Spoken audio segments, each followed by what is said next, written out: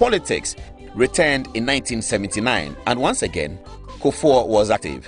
He won a parliamentary seat for the Popular Front Party in Ashanti. Here is Mr. Kufuor's own account of 1979.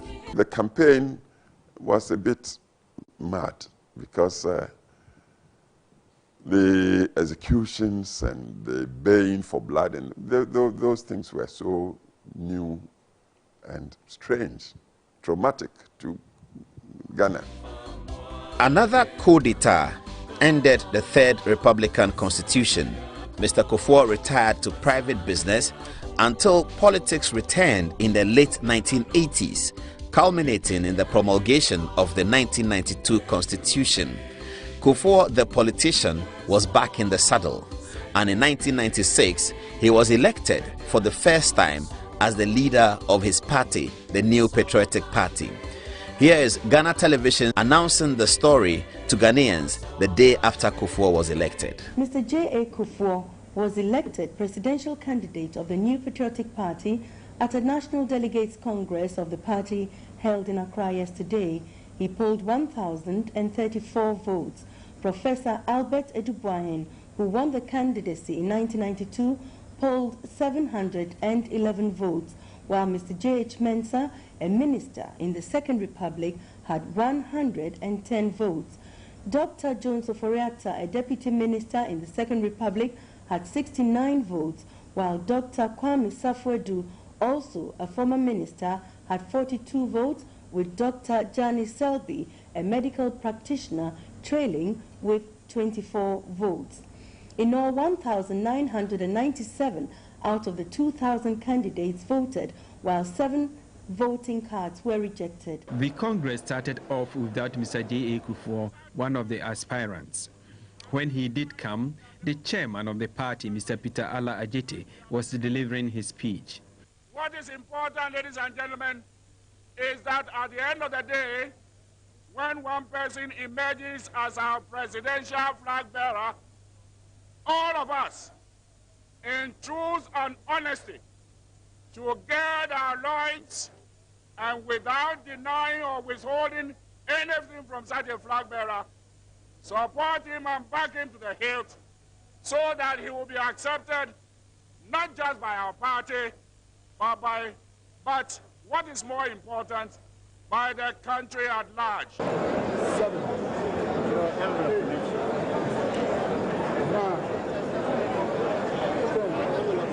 Out of the valid votes cast, Dr. Dan Selby had 24 votes, which comes to 1.2%. 1.2% of the valid votes cast. Dr. Safwedu had 42 votes, and that amounts to 2.1 of the valid votes.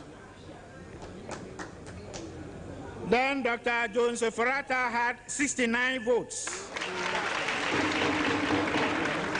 That is 3.5%. Then Mr. J.H. Mensah had 110 votes, which is 5.5% of the valid votes. Professor Edubuahin had 711, and that is 35.7%. Mr. J. Kufuor had 1,034.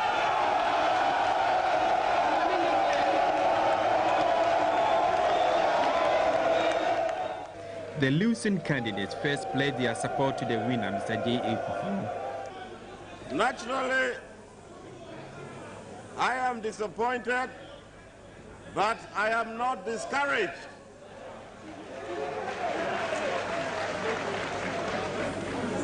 Democracy is at work. The people have made their decision. We now have a leader of this party, and all of us who are committed NPP will put our energies and service at his disposal work as hard as possible to ensure that victory comes to NPP 1996. I would like to congratulate him and want to assure him that he can count on me. We should know that this is just a means to an end. I would like to send my heartiest, warmest congratulations to Mr. J.A. Kufuor for winning so decisively and with such resounding results. I am sure that with Mr. J.A. Kufuor holding the flag of the NPP for the coming presidential elections, and more importantly, since he believes he will try and foster this alliance and make sure that victory is won in December this year. The contest is now history. And as is the tradition of our party, I resolve to work effectively with my colleague aspirants.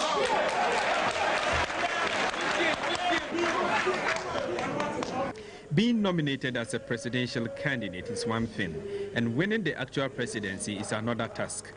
How Mr. Kufuor is going to fulfill this ambition will depend on the Ghanaian electorate who go to the polls in December this year to exercise their franchise. As to whether he will be given the nod or not, well, time will tell. Francis Esu, GTV News, report. Unfortunately, Mr. Kufuor lost the 1996 election, but his conduct on Inauguration Day won him many admirers within the Ghanaian body politic.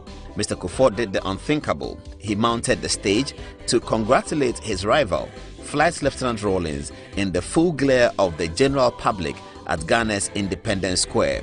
Ghana television commentator Edward Fachi was pleasantly surprised. This is a very historic moment. J.A. Kufuor goes to congratulate President Rawlings, and there you see Mrs. Kufuor. President Rawlings shaking hands with Dr. Edward Mahama. And isn't this a wonderful moment? You can see Mr. J.A. Kufuor. Destiny had fully come, and Mr. Kufuor and his team campaigned vigorously around the country. Eventually, he was elected as President of Ghana by a landslide in the second round of voting. Here is Mr. Kufuor in his first sessional address to Parliament, introduced to the House by the unforgettable Peter Ala Ajete, the then Speaker of Parliament. In inviting His Excellency the President of the Republic of Ghana and Commander-in-Chief of the Ghana Armed Forces to deliver his message on the state of the nation. Mr. Speaker, honorable members of Parliament, 5 weeks ago, on 7th January, year 2001, I appeared before you to swear the great oath to assume the high office of President of the Republic. Since then, I have been occupied with assembling the team which will assist me in the discharge of my mandate. With your cooperation, that task is now substantially complete.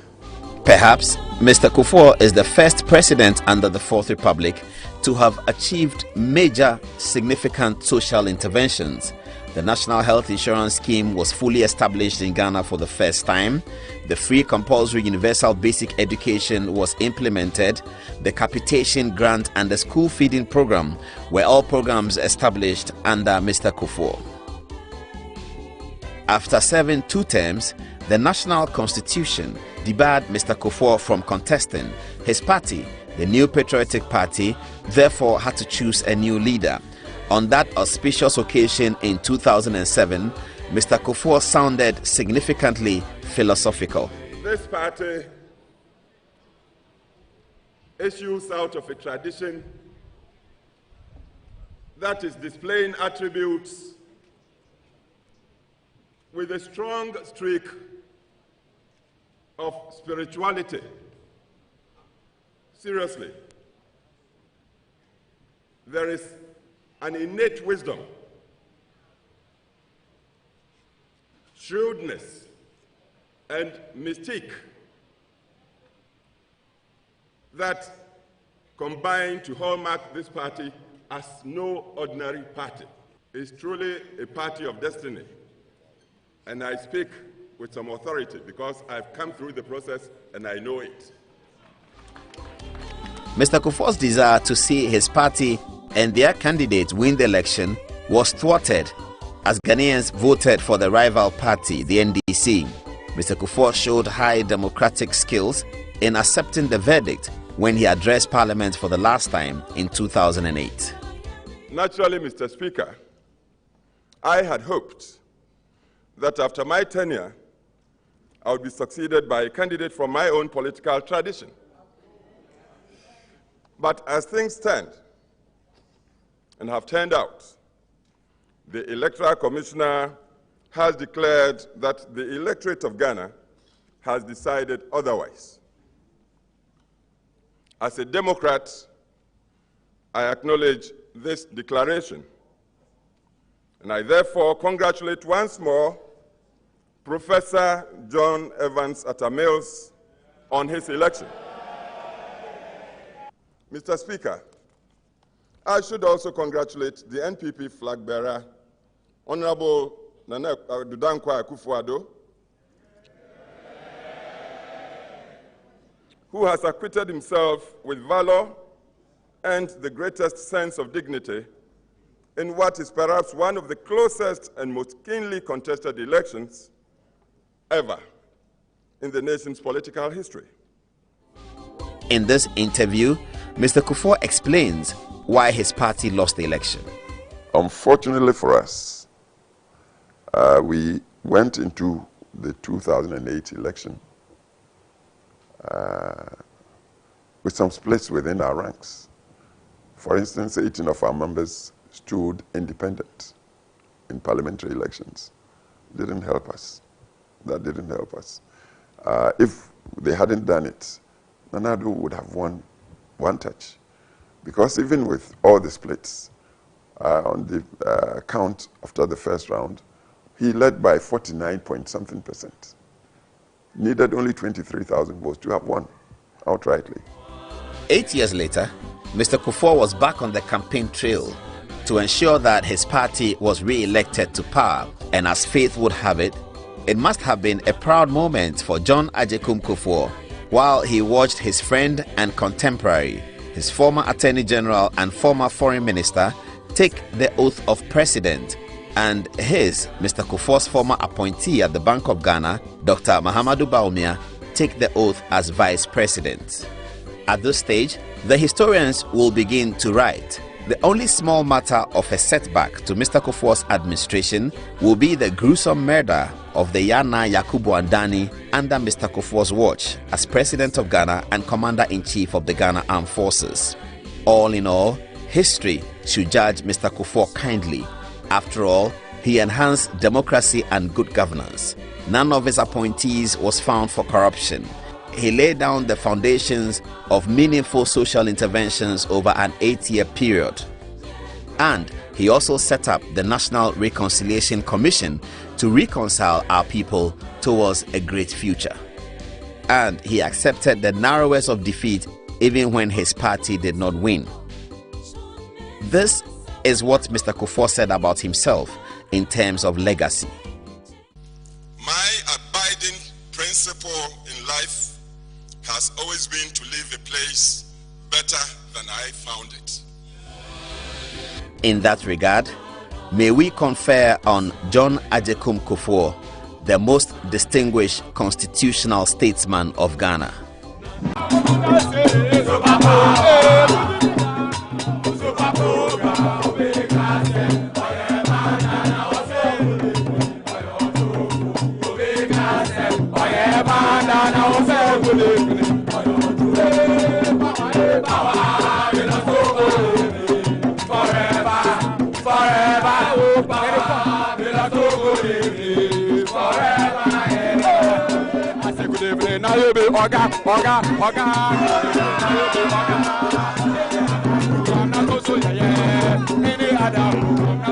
Oh, good evening.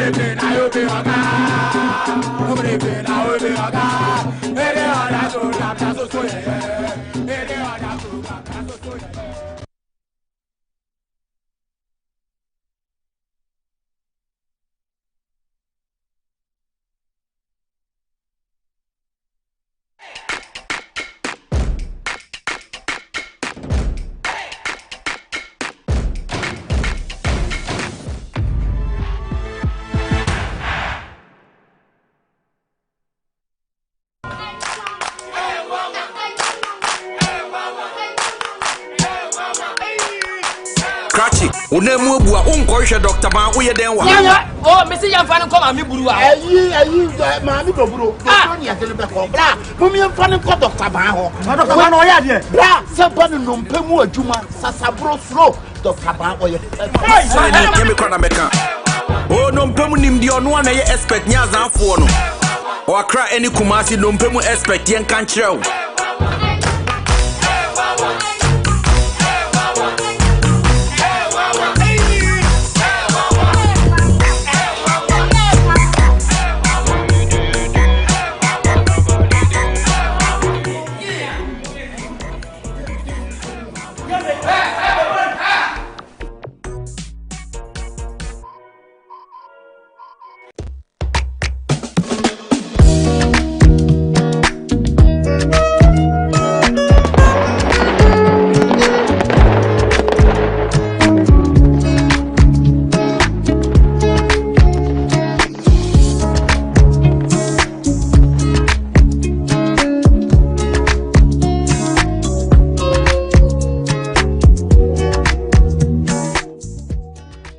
Introducing Betway's Bet Influencer, a groundbreaking feature where you can make money by just sharing codes. He just needs to share his codes and make money.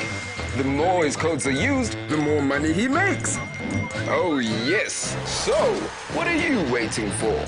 Anyone can be a bet influencer. Share your codes and make money. Bet Influencer, another world first from Betway. This advert has been approved by the Gaming Commission of Ghana. Betway, get way more. Playing for your country, easy. Scoring, easy. Avoiding injuries, easy. Winning, easy. But you know what be easy now? Kivo 4-in-1 Gary mix. Aye easy. It gets everything inside. Gary, creamer, sugar, roasted granules. Just add water, then sharp my soakings make ready. Taste and energy, made easy. I'm a match winner, but the real champion is Kivo 4-in-1 Gary mix. Champion taste. This advert is FDA approved.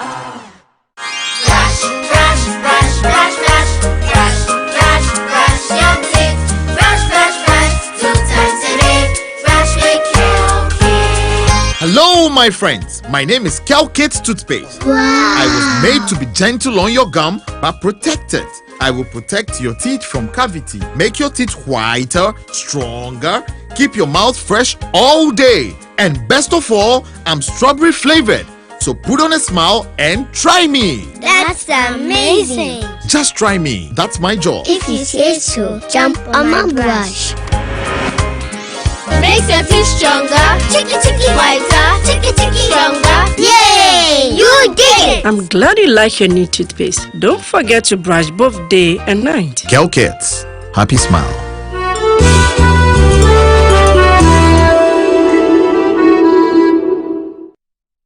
Where to get polytank? Oh, and you're fine. Go straight. Oh, I want to left, right. And that's right. Ghana na ye wono. So we nim dwom a na ye dada. Oh no! Abe, na here. Me pe polytank ato. Enu ti ta me nua ba otu pe bia me na ba hayo. O fu ke bia e de enjoy ye kura. Akuya bulambo kotoman. Emu ha. Like they took my eyes. Came to me and go to the distributor and you give the original polytank. Polytank. You get a sound? Polytank. Papananka Sankasa.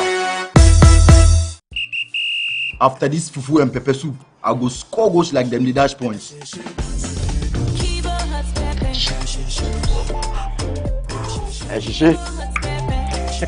Kivo 100% natural hot pepper. Good for your jollof, stew, soup, shito, spaghetti, and noodles. Kivo hot pepper. Moko show. I'm a match winner, but the real champion is Kivo 100% natural Ford Pepe. Champion taste. This advert is FDA approved. Buy affordable service plots and lands from estate masters. Currently selling our next cottage, located at the newly proposed airport city, with a starting price of 25,000 Ghana cedis.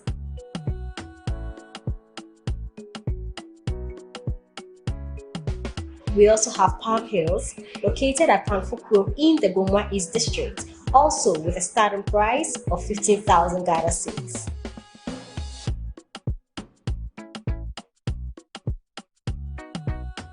Available also is Coastal Park in Lakpleku, which is a 15-minute drive from the Ningo Senior High School, having a starting price of 55,000 Ghana cedis. You will receive a free site plan with indenture once you successfully purchase a land from us.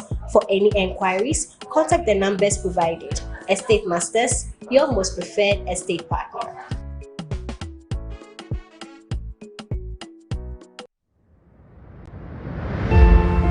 Food insecurity in West Africa isn't just a statistic. It's a crisis affecting millions, not because of a lack of land or talent, but because our food systems are struggling under the weight of conflict, climate change, and limited investment. On June 3rd, I had the honor of moderating the President's Roundtable 2025, hosted by the ECOWAS Bank for Investment and Development, EBID, under the theme Unlocking Food Security in West Africa Through Agricultural Transformation. We'll convene leaders, experts, and change makers for a strategic conversation, one that moves far beyond talk into action.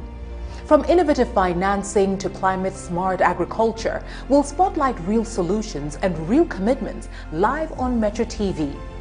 Now it's a defining moment for our region, so do join the conversation as well, live on DSTV Channel 277 and EBID's digital platforms. Let's move together from insecurity to food sovereignty. My name is Anita Erskine. It would be an honor to have you join us.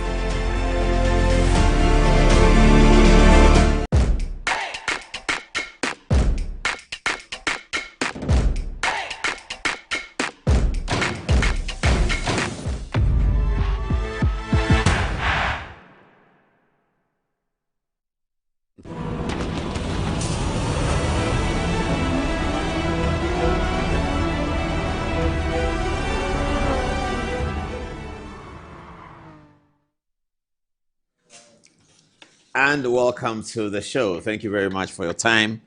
Tonight we have a well-anticipated interview with Dr. Frifa Mensah, because we're going to get down into some of these problems that afflict our society. As usual, though, we have a few things to share with you at the beginning of the show. Good evening again and welcome to the show. This is Good Evening Ghana. It's going to be live. What was the time now? It's 22 minutes to the top of the hour, 10 o'clock, 9:38 if you like. And sorry, I've been engrossed in this book that I've been reading. The 10 Types of Human. It's a very good book. It's really engrossing and you should get it.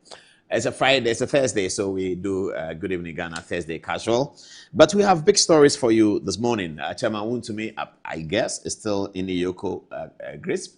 And the minority in Parliament have showed extensive solidarity with him. We'll bring you the latest. Yesterday, the Supreme Court had occasion to rule, and they made some important decisions regarding the trial of Chief Justice Gertrude Tokonu before the Article 146 committee, which is sitting to determine whether the matters that has been raised against her, upon which the President and the Council of State said that they found a prima facie, whether or not those things will be substantiated by the committee.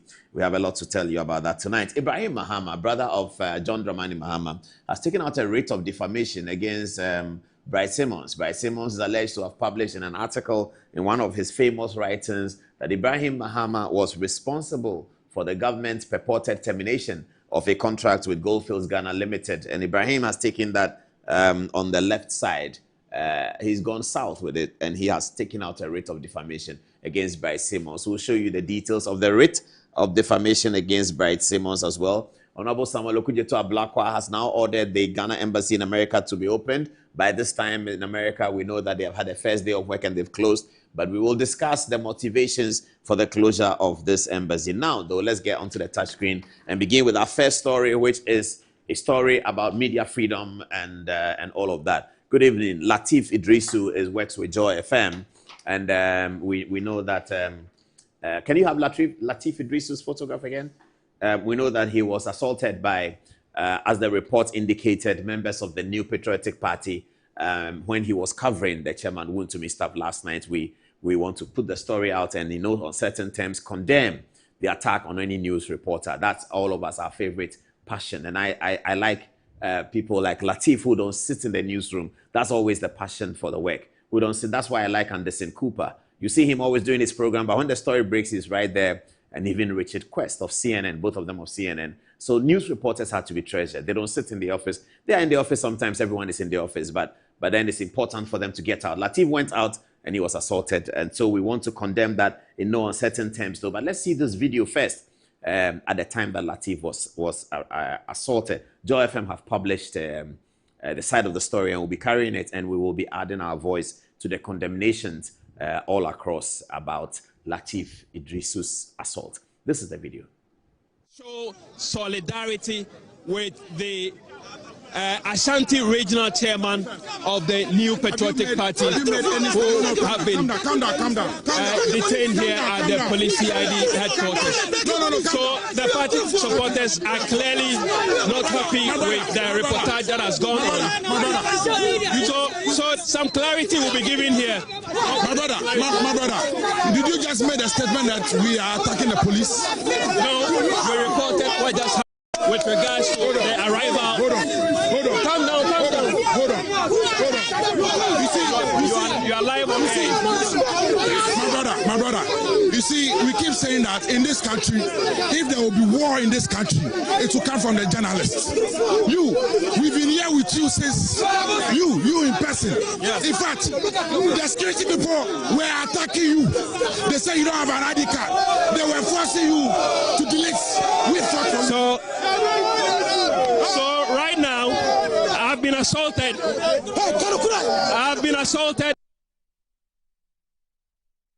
There's a bit of confusion between Lateef and the NDs and the MPP faithful who were there. The MPP faithful were alleging that the police were harassing Lateef and they were helping him, and somehow they thought that the reportage that Lateef gave about they sort of clashing with the police was not good, because they thought that Lateef should have known that they were supporting him against the police. But that's neither here nor there. The video clearly shows stones being thrown, stones and all of that being thrown on Lateef, and we hereby stand here on behalf of Good Evening Ghana, all of Metro TV, and we completely condemn the attack on Lateef Idrisu. We hope that the police will investigate, and it is important that compensation be paid. We've taken notice that the New Patriotic Party has rendered an apology to Joy FM, of which we've taken grand notice, and I want to congratulate General Kodia, the General Secretary of the party, for taking that initiative to issue an apology to Joy FM and the multimedia group. But we still think that the police should go into it and then let us have some templates about how journalists can do their work. Yes, journalists must carry an ID card, of course. It's important they do. But once you identify them, you have to allow them to do their work. They are reporting. If the reportage is bad, you can write to the company, you can sue the company, you can do anything. But you don't physically attack a journalist on the ground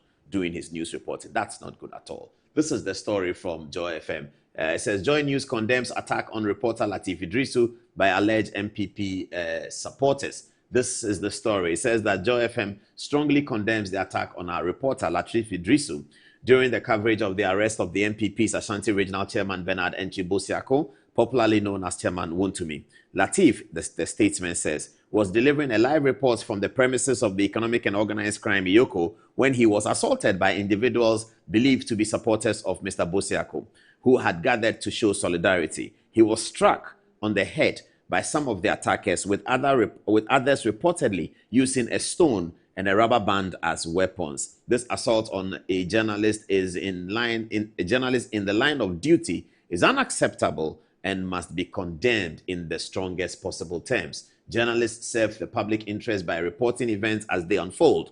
Any attempts to obstruct or intimidate them is not only an attack on press freedom, but also a threat to democracy itself. The matter has been reported to the police, and we, that's Joy FM, call for a swift investigations and the prosecution of those responsible. We acknowledge the apology rendered by the New Patriotic Party and expect the party to fully cooperate with the police in bringing the perpetrators to justice. And we fully endorse this statement by Joy FM and the multimedia group. I believe that we have a video from Joy FM's head of current affairs. I think it's Evans Mensah, and he spoke about Latif's condition. Let's have a look.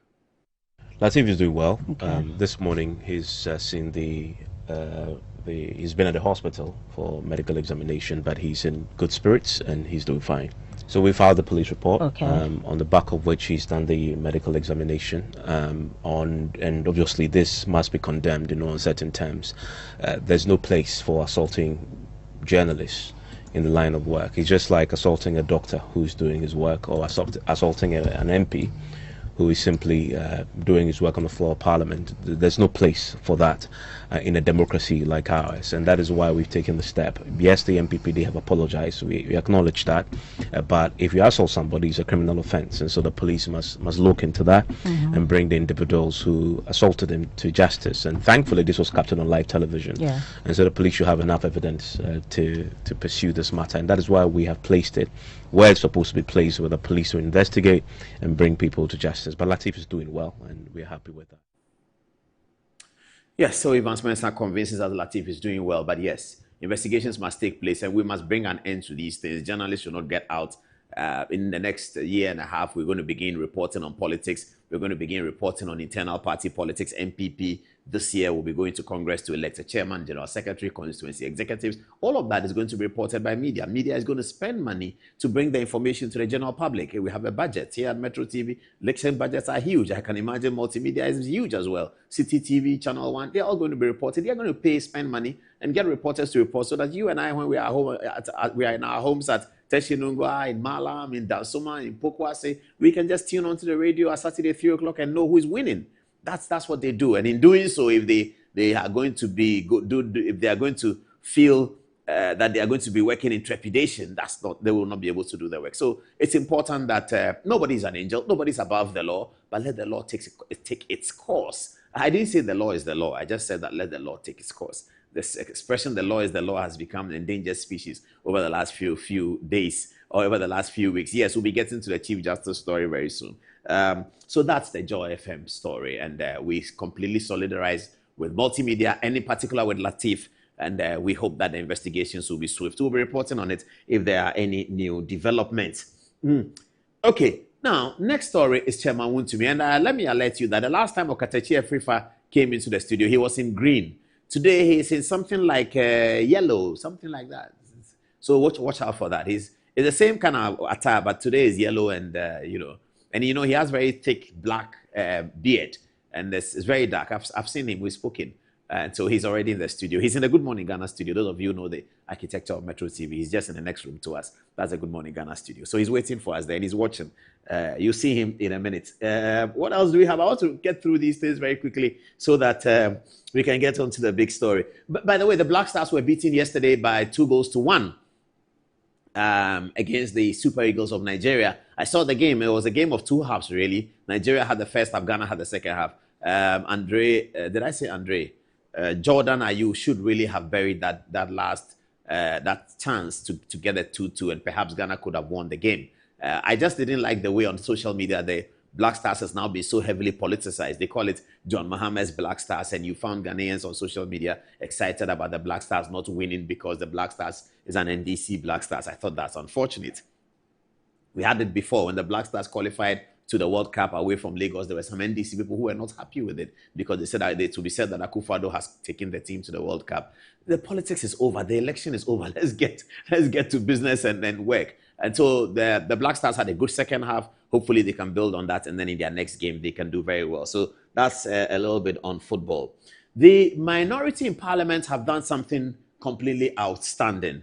Members of Parliament have today picketed at the YOKO office in this manner. They sat on the bare floor just to express their dissatisfaction and also solidarity with Chairman Wontumi, who they believe that a bail bond is being used as a weapon against him. They think that the bail of 50 million is excessive. Many people have had something to say about it. Many people have had something to write about it. Some people in NDC are upset with it. And many people in MPP are upset with it. Some people in MPP are happy about it. And some people in NDC are happy about it. And that's where we need to put the intervention. The law should be the law. People should be treated equally in the same way. No matter how annoying you feel that somebody has been in the past, it doesn't take away his rights as a Ghanaian. It's guaranteed by the Constitution. And those who use power to trample upon rights should be very, very careful, because you cannot use power to trample upon rights, because power is transient. Power has a beginning and an end. It has a beginning 4 years and 8 years, it's going to end, and livelihood continues. So power should never be used in this way. I'm hoping for the day that we can become like United Kingdom, which we should have been by now,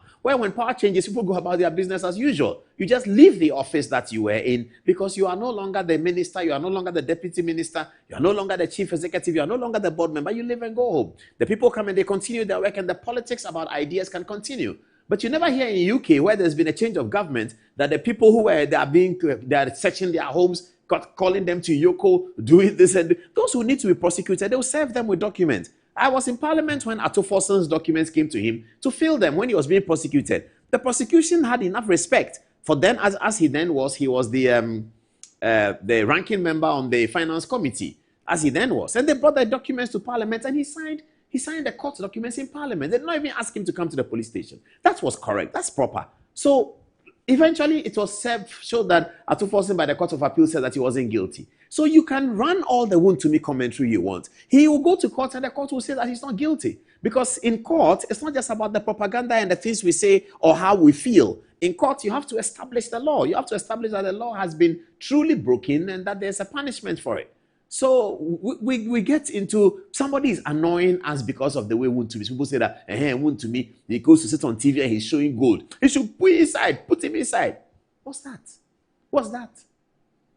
Democracy has no place for that. One day you say that because you think wound to me has done something wrong, and you like. One day it will be your somebody, because the pendulum swings. I was there when Raymond Nacha called me that his factory had been broken at trade fair.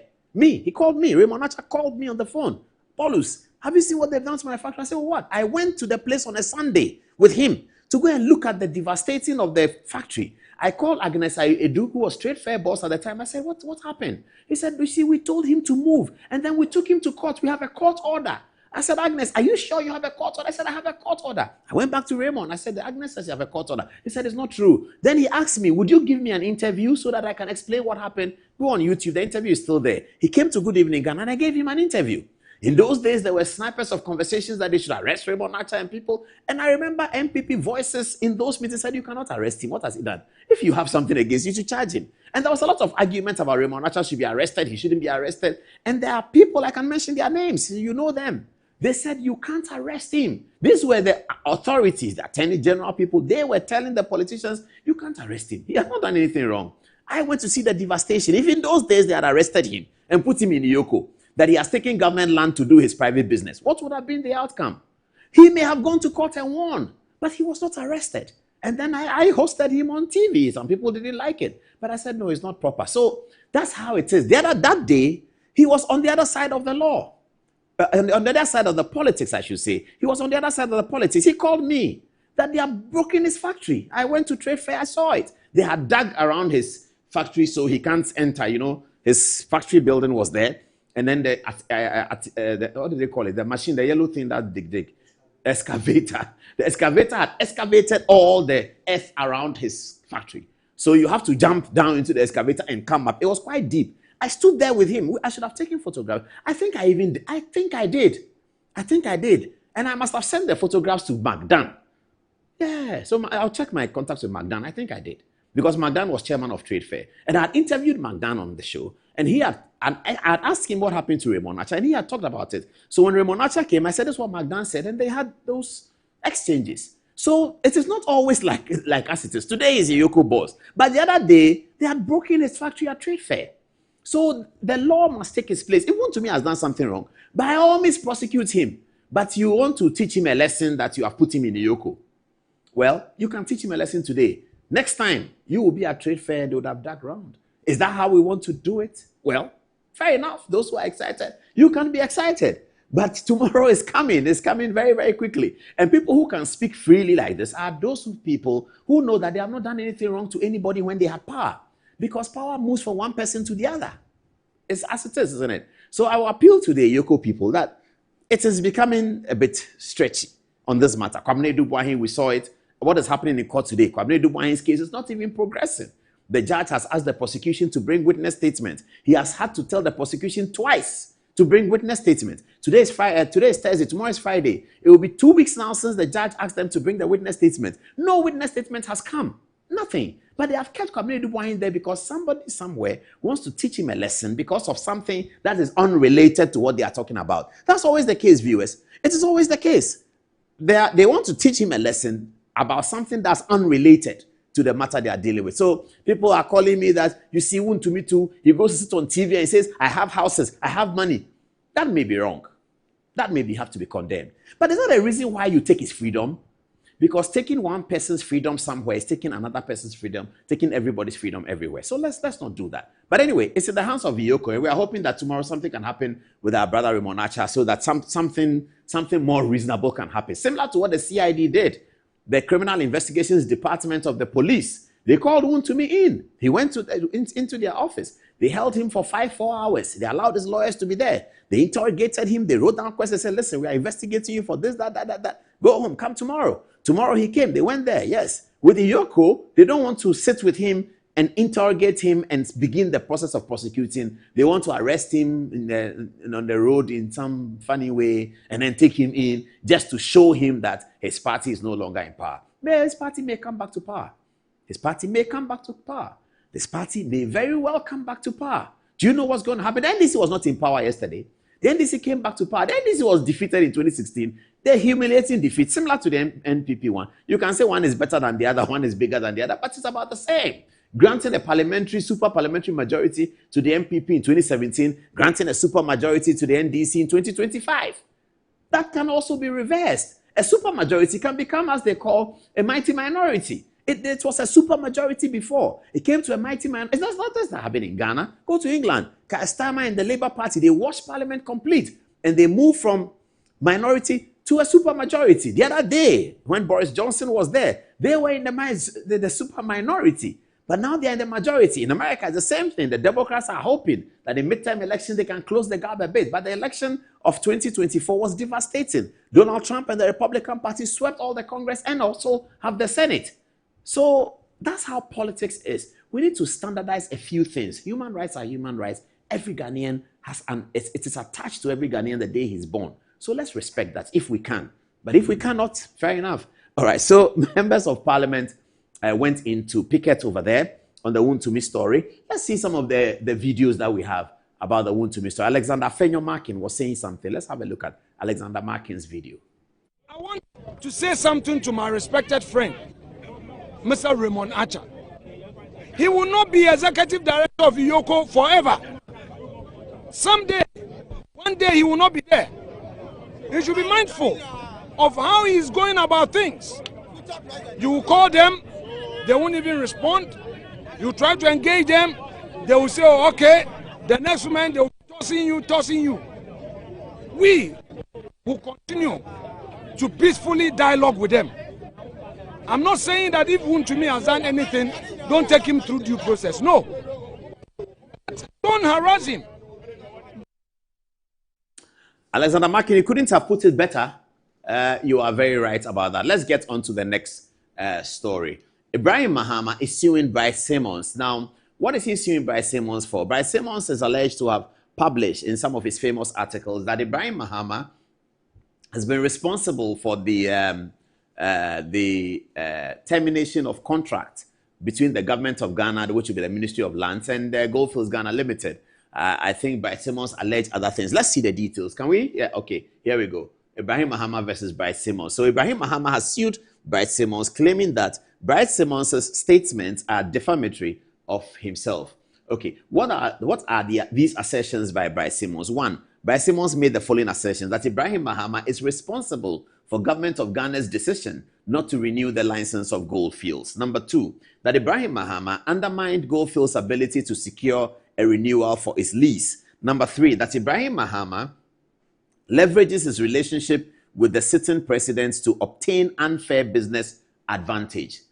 What relief is Ibrahim seeking? One, he's asking a declaration that the statements are defamatory. Number two, order of retraction of the said statements and an apology in the Daily Graphic. Number three, order of perpetual injunction restraining Bryce Simmons from every engaging in such a crusade of words against Ibrahim. Number 4, that general damages worth 10 million cedis, cost inclusive of legal fees. So this is the action that Ibrahim Mahama has brought against Bryce Simmons. Viewers, you remember that Goldfields Ghana Limited had an issue with the system. They said that their contract is being terminated in a way that it shouldn't, and all sorts of issues occurred. Eventually, they came to have a meeting with President Mahama. I believe some kind of arrangement was agreed upon that Goldfields will have a 1-year extension, and within the 1 year, there'll be conversations about what to do with the contract. I think Bryce Simmons wrote something, and Ibrahim Mahama has taken legal action against him. So we wish both parties well, and we'll be following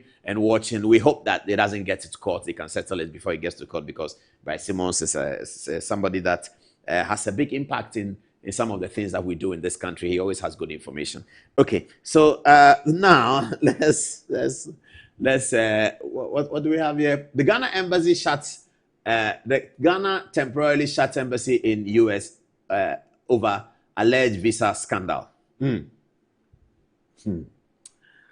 Everyone was confused when this was published, and everyone was wondering what is happening. Because when we're growing up, if you're listening to the news, when Yasser Arafat did something and say United Kingdom was not happy with it, and therefore they refused Yasser Arafat's entry to London when he arrived or something like that. For those of you who don't know who Yasser Arafat is, you can Google him. Yasser, Y-A-S-S-E-R, Arafat, A-R-A-F-A-T. Yasser Arafat, he was our childhood hero. Yasser Arafat was the leader of what they called the Palestinian Liberation Organization, the PLO. Yasser Arafat was, in the era of the Cold War, he fought massively on the left. Yasser Arafat was this dynamic leader who could, by virtue of the politics of Israel and Jerusalem, could not enter his own territory. The territory where the Palestinian area, where he is supposed to be the leader, he was unable to enter because Israel will not allow him to enter. So Yasser Arafat was carrying his crusade around the world. He came to Ghana. He will be in South Africa after Mandela was released. He will be in SWAPO with Sam Nujoma and all of that. Yasser Arafat was with Che Guevara and all of those people. So Yasser was a revolutionary, and he always dressed like that. So whenever Yasser Arafat had done something wrong, the African Union would usually support Yasser Arafat. And the way in which the African Union would make their case for Yasser Arafat was that they take a particular date and said that the African Union members, or those days they call them the Organization of African Unity, all of these members are going to close down their embassies in Britain. So Nigeria, Ghana, Uganda, Cameroon, Kenya, all of us who are showing solidarity with Yasser will close our embassy in Britain for that day. So closure of embassy did not reflect a disciplinary action on the embassy. Closure of embassy was a diplomatic signal to the country in which the embassy is that we are not happy with you. So I'm not so sure why, having studied political science, Ablakwa took that decision that this closing embassy. Closing embassy is suggesting that we are unhappy with the United States of America. Closing embassy is not that we are disciplining somebody in the embassy. Closing the embassy means, maybe I'm wrong, but you are the foreign minister. Does closing embassy mean, do you take disciplinary action by closing the embassy? We thought that from political science, international politics, that closing embassy meant that you have a problem with the country in which the embassy is. So that if we have a problem in the United States, then you close down the embassy. But this embassy that you closed almost indefinitely, well, it's open today anyway. As a matter of record, it's open today. But this is what happened, and we are all still trying to understand the points. Today, I saw on social media people arguing that the Mr. Kwartin boy who is involved in the so-called visa scandal was employed by the embassy in 2014 and 15. Contrary to what Ablakwa put up that he was there in 17. He says that the embassy had been working with him in 2015-14 at the time when Hannah Tete was the foreign minister. Before who was the ambassador in America under John Mahama? I can't remember now. I think it will come as the program goes on. So this is a little thing we want to say. But viewers, you can research and correct us if we are wrong. What is the essence of closing down your embassy in a certain country? It is always and every time reflective of a decision that you are taking in protest about something that is happening, that the country is involved. Maybe America is involved in something in Panama. America is involved in something in Burkina Faso. And then we decide that in solidarity with Panama or in solidarity with Burkina Faso, we close down embassy in Washington. That's how it is. But you don't close down the embassy in Washington to say that we are exercising disciplinary action over our people there. You want to exercise disciplinary action over people there, just take them out. You just bring them to Ghana, you sack them, whatever you want to do. But you don't shut down the embassy. But anyway, we'll see how it goes now that the embassy is open again. Now it's time for break. Yes, we are on the big story. And Sansa Delhi is our big conversation tonight. And the reason why we take interest in this is not just because of the national health insurance issue, even though that's one of it. But it is about this recurring story of people faking they are this, they are that, they are this, they are that, they are that. It's becoming unbecoming among young people. And as I told you, we spoke to a psychologist, and what is happening? The fake lawyer, fake doctor, fake architect, fake carpenter, fake this, as the young people call it, settings. The settings are becoming extremely, nauseating. Everybody is doing settings. What has happened to scholarship of the past? Is it because scholarship doesn't pay any? What has happened to scholarship? And what has happened to an aspirational society where people see somebody and want to be like? I mean, we started journalism, want to be like Godwin Avenogbo. Those of them who were doing the music in journalism wanted to be like Charlie Sam. Some people wanted to be like Tommy Annan Forsen. I wanted to be like Kweku Sechiado. Somebody wanted to be like... That is all gone away. We don't have the aspirational thing anymore. I want to be like this and be better than this. And then we fake it. I'm a doctor, and then swindling people. And even in the ecclesiastical era, the ecclesiastical side, can't you see it? We were growing up, people wanted to be like Palmer Buckle. Now it's not there anymore. Pastors will come up and they want to be like Ida Hosa. That's what we heard. That's what we were told. Pastors start and they want to be like this one. This one wants to be like that one. Now it's not the case anymore. A pastor comes and he's 1,000, and then he's faking this, faking that, faking this, faking that. Sometimes about money, but it's that important. Tonight, we're going to deal with the story of this lady, and Sansa Delhi, whose activism in faking her medical situation was enough to swindle people at GH1. She sat on GH1 for weeks, doing medical program on Sundays for weeks. She even shared a platform with candidate John Mahama last year as doctor. Again, then she shared a platform. Now this one we can't use this because it's not verified. This one was put up today about she saying that she was the president's doctor. No, we can't use, it's not verified. And then we woke up one day. She's been appointed to the board of the National Health Insurance Authority with a serious guy like Dr. Bampo. Dr. Bampo is the chief executive of NHL. Such a serious UN appointee. Dr. Bampo is coming from the UN. So that Sansa Delhi should sit on the same board with Dr. Bampo. Both of them thought to be doctors. Both of them thought to be contributing their quota to the development of Ghana. And she's not a doctor at all. She's not even near it at all. And then she has other social issues. She is working together with Jandam Taylor and defrauding people, giving information, all kinds of things. We're going to reveal that tonight. Okatachi is in the studio. We'll take a break. After that, we have a big blockbuster conversation. Stay tuned.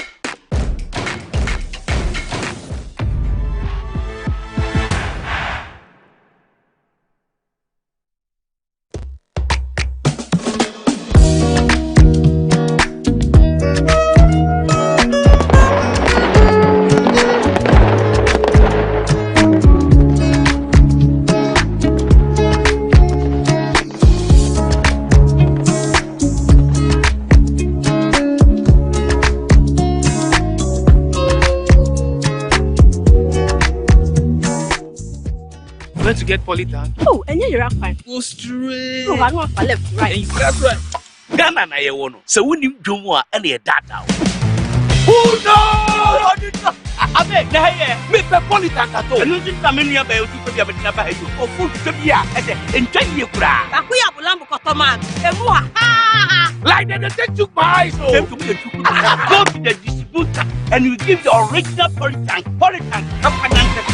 You get a sound? Polytank, Papananka Sankasa.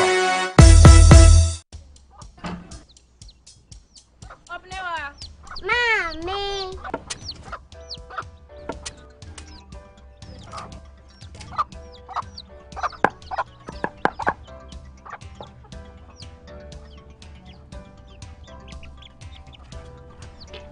Michelle say.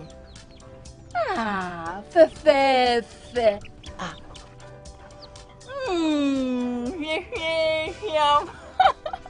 Different era, better result. Time has changed and time has brought Kel Charcoal Toothpaste.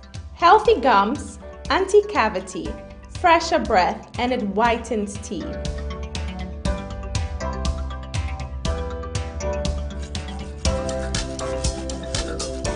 Kel Charcoal Toothpaste.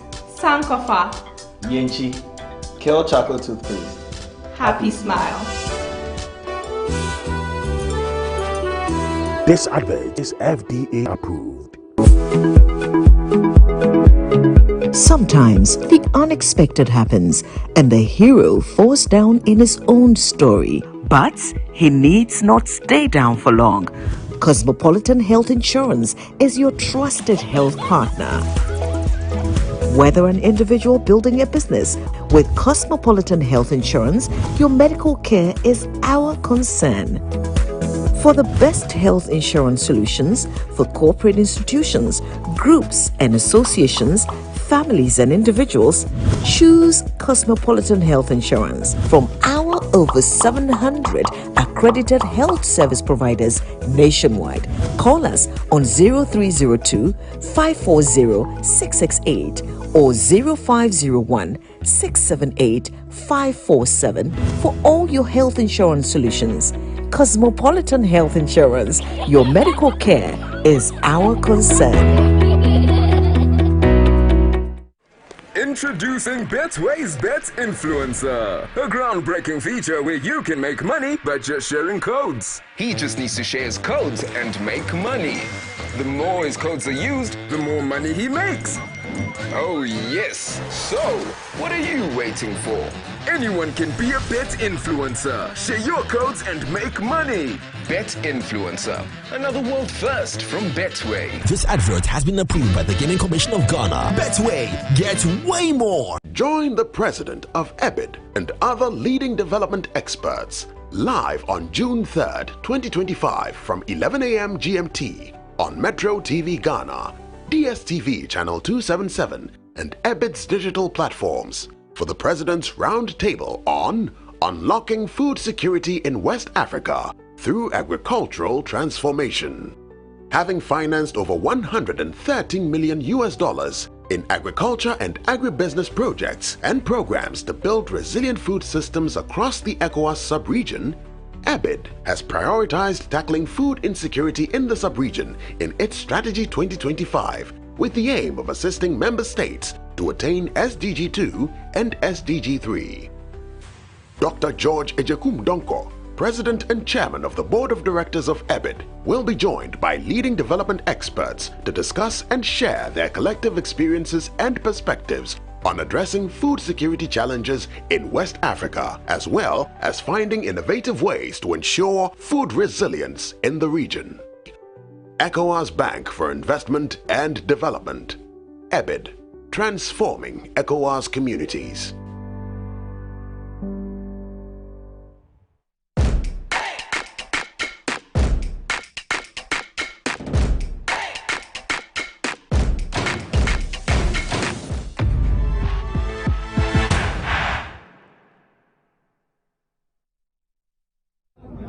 I am using it.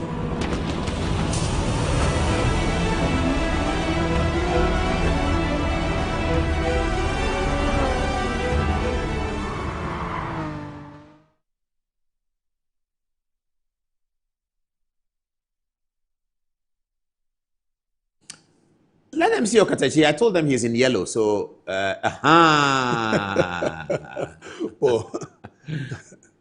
Oyoko, good evening. Good evening, senior. No, sorry.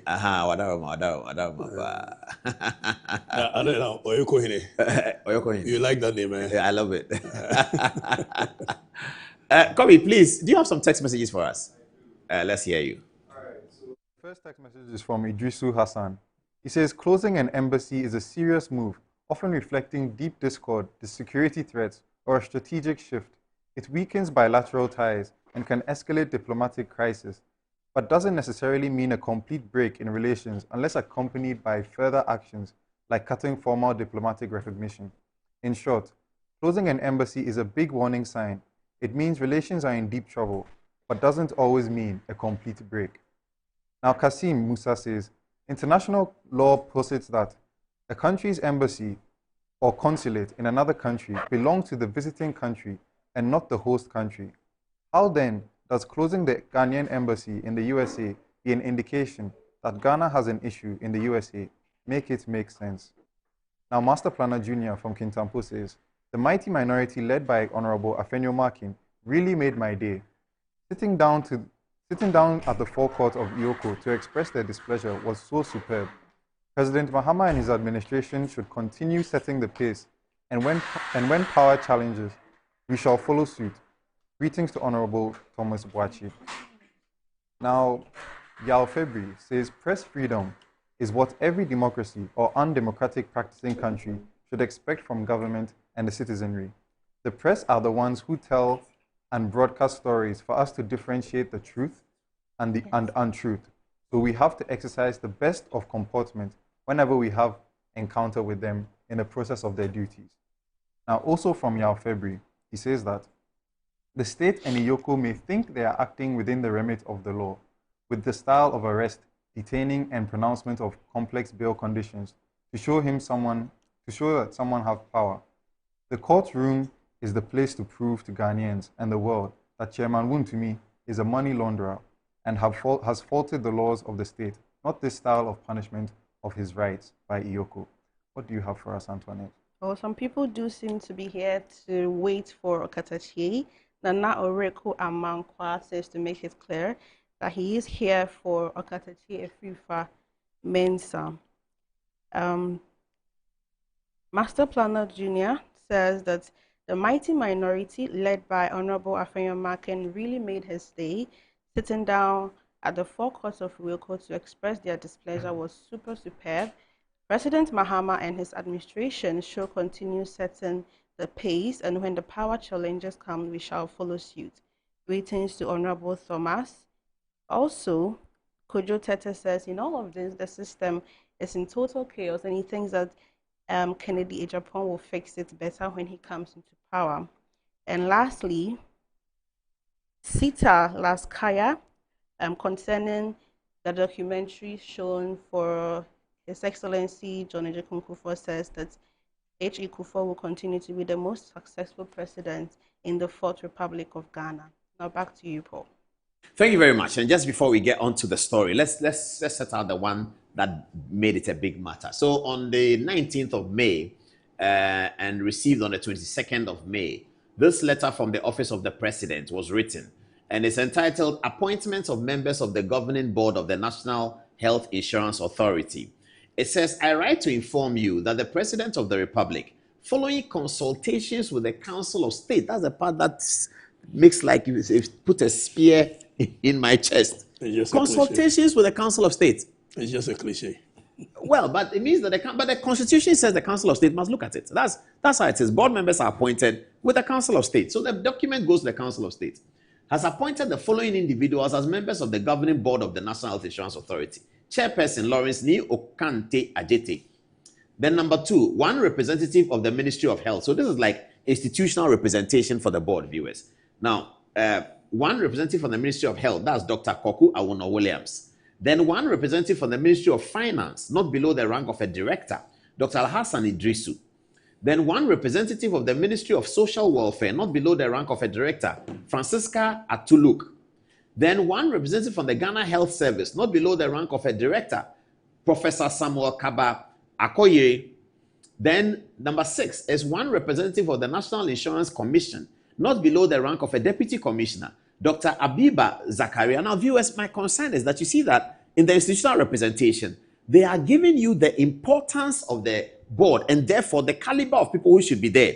So even when you are selecting from social welfare, they say that the person should not be below the rank of a director. So that's a very serious board. It's going to look at the health insurance of Ghanaians. It's a very serious matter, to the point where the institutional reps are coming in at higher than director position, not below director and higher.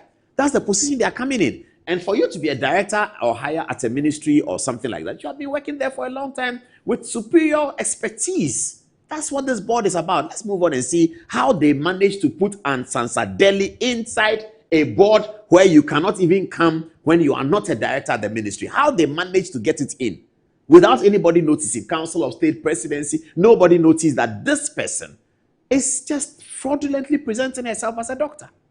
Anyway, let's move on. Number 6, one representative of the National Insurance Commission, not below the rank of a deputy commissioner. Number 7, one representative of the Social Security and National Insurance Trust, not below the rank of a general manager. That's Dr. Bernadette Na Hoffman. Okay. Then 8, one representative of the medical and dental profession, Dr. Sadat Bawa. Then 9, one representative of the pharmacy profession, Dr. David Tete. 10, one representative of the accountancy or finance profession, Mohammed Adamu Ramadan, who is a member of parliament. And then a legal practitioner who has experience in health insurance, Dr. Divine Banyubala. He is a medical practitioner who has experience in health insurance. Okay, then this is the important one. 12.1. 2 health professionals with expertise in health insurance, Dr. Ansansadeli and Dr. Zaneto Rollins. My goodness. Dr. Ansansadeli has health is one of the 2 health professionals with expertise in health insurance. And then 13 is one representative of organized labor, Dr. Ken Chunibo Akodia. 14 is the chief executive or a person acting in that office, Dr. Victor Bampo. And then 1 is 2 persons representing members of the National Health Insurance Scheme, one of whom is a woman, Pius Kwame Nkua MP, and Daniela Mavis Abna Matthias are the people. The letter concludes by saying that the president has also directed that you swear in the new members of the board to enable them commence work immediately. 3, accept, Honorable Minister, the president's best wishes, signed by Callistus Mahama, PhD, Secretary to the President, and is sent to the Honorable Minister, copied to the Vice President, Jubilee House, and the Chief of Staff. This is a high-profile document that must stand the test of time for 1,000 years, and it always does. There's only one, I believe there's just one. But it should never happen. This is such a high-profile document. And then we come here and complain, Okatachi Afifa runs shows about this dodgy qualification of this dodgy person claiming that she's a doctor, because she's running a television show every Sunday where she says she's a doctor, so you will believe it. And she's speaking and she's calling herself, my name is, you've seen some of the videos, my name is Dr. Ansansadeli, my name is Dr. Ansansadeli. She's running a show on television, a television station that has been licensed by the NCA and which is working under the National Media Commission. She's running a TV show over there. And this is and then she not just ran a TV show, she finds her name on the green letter. What happens 24 hours later? What happens 24 hours later? It says, revocation, and this is another letter to the Honorable Minister, now written on 23rd May but received on 26th May at the ministry. It's from Jubilee House. It says, revocation of appointment and replacement of the Board of National Health Insurance Authority. Revocation of an appointment suggests that she was appointed. That's what the letter says. Revocation. That's what it says. That's what the letter says. You are revoking an appointment. If they were saying that she was never appointed, which is some of what the propaganda is saying, that no, don't worry, she was never appointed. Okay. But if she's never appointed, what are you revoking? What is Callistus Mahama revoking? She was indeed appointed. The document went through the Council of State. Many years ago, when I was appointed to the board of the NCA, whilst I was lobbying for it, I wasn't aware that my lobbying has succeeded. And I tell you this story because there's an interesting name in it. And the text is still on my phone. It was Togbi Afede, sitting on the Council of State. In those days, we had good relations. 2017. He texted me and said, congratulations, Paul. We have just gone through your CV. You will be on the NCA board. And I said, oh, Togbi, thank you. He said, but your CV is quite impressive, my brother. And then he sent me a smile. And I said, yes, sir. And then I showed, oh, Charlie, the thing has gone through. Togbi just sent me. Because the Council of State were sitting down to consider it. And they took my CV. And they took the CV of all other members of every board. The Council of State. That's their work. So how did this go through the Council of State? Auntie Betty Modi Idris is on the Council of State. Justice Adinyira is on the Council of State. Justice Sophia Kufu is on the Council of State. The Leonard Do Ajaho, Right Honorable, is the chairman of the Council of State.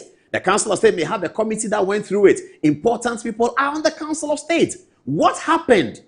Were they told to ignore something? What happened? We don't know.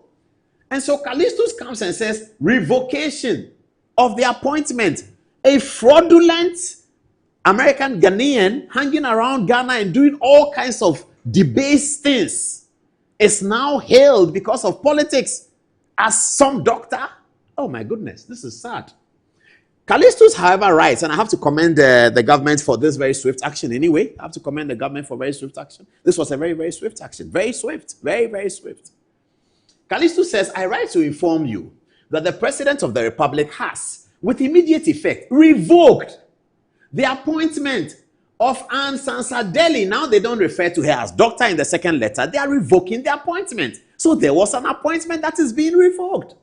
And they don't refer to her as doctor anymore in this document. It says, I write to inform you that the President of the Republic has, with immediate effect, revoked the appointment of Anne Sansadeli as member of the board of the National Health Insurance Company Authority. That means hitherto she was a member of the board of the National Health Insurance Authority. Until this letter, she was a member of the board, suggesting that she can only become a member of the board after the board was sworn in. So in effect, she was part and parcel of the swearing-in process. Because if she has not been sworn in, she will not be a member of the board. And she is being revoked as a member of the board. The board is not in effect until and unless it has been sworn in. The board was sworn in the day before this letter. So Anne Sansadeli, the fraudster, was part of the board until Callistus' swift action. That's where it is worrying. Okay, let me have the letter. Let me have the letter. It says, the president has nominated Professor Dr. Ernest York to replace her as board member. So she was on the board and she's been replaced. Okay. Kindly take the necessary steps to facilitate the swearing in of Professor Ernest York accordingly. Please accept the assurances of the highest considerations of His Excellency the President of the Republic. Callistus Mahama, PhD, copy to the Vice President and the President. And as I say, this was a very, very swift action by the government. And then I was quite embarrassed when I saw the story on DWTV, the German television. They did the story. Ghana President, I said, oh my goodness, there we go again. Anyway, let's get the details. We're going to show you photographs, and those of you who have been watching for the records, you know Okatechi has been dealing with this matter. The reason why we are doing this is to tell the youth, this is not the way to go. Be aspirational. If you want to be a doctor, it is available to everybody to be a doctor. There's free SHS. Hopefully it will not be cancelled. You can be a doctor. You can be a lawyer. You can be an engineer. You can be an architect. You can be an IT person. You can be a footballer. Every young Ghanaian, you can be anything you want to be so long as you are diligent. Don't follow these people. It will take you somewhere. They are criminals. They are criminals. Sometimes, because of politics, they can be heard. They can get some prominence. You can sit anywhere and put a camera on your TV and you're in a basement and you start insulting people. Yeah, you can be heard. But you will not have fulfillment because your head is empty. You are nothing. So young people aspire to be something. That's where you can get it. Look at how long Anne Sansadeli has been swindling people. Just one day. One day. Look at how she's been embarrassed. She has children. I'm so sad for that. Tomorrow, the children will come and read this. Internet doesn't forget. Is that the life you want? After living a glamorous life of swindling people and calling yourself doctor and sitting on television and doing doctor things, this is how you end up. The secretary to the president says your appointment has been revoked. Everybody knows why. Because you're a fraud. Oh my goodness. I feel sorry for her. Okatechi has more. Let's join the conversation. This is Good Evening Ghana is live. Okatechi. Oh. You started this onslaught on this lady a few days ago. Why were you concerned about the process? Right, well, as usual, good evening to the people watching us from far and near. And I can tell Facebook is buzzing. It is. Right, so first of all, this is a national, nothing short of that. It is nothing personal. It is not to get at anyone. But it's a way of serving my country, where I believe so strongly if something is not going on well, I should be a good citizen and speak up, for which I am doing now.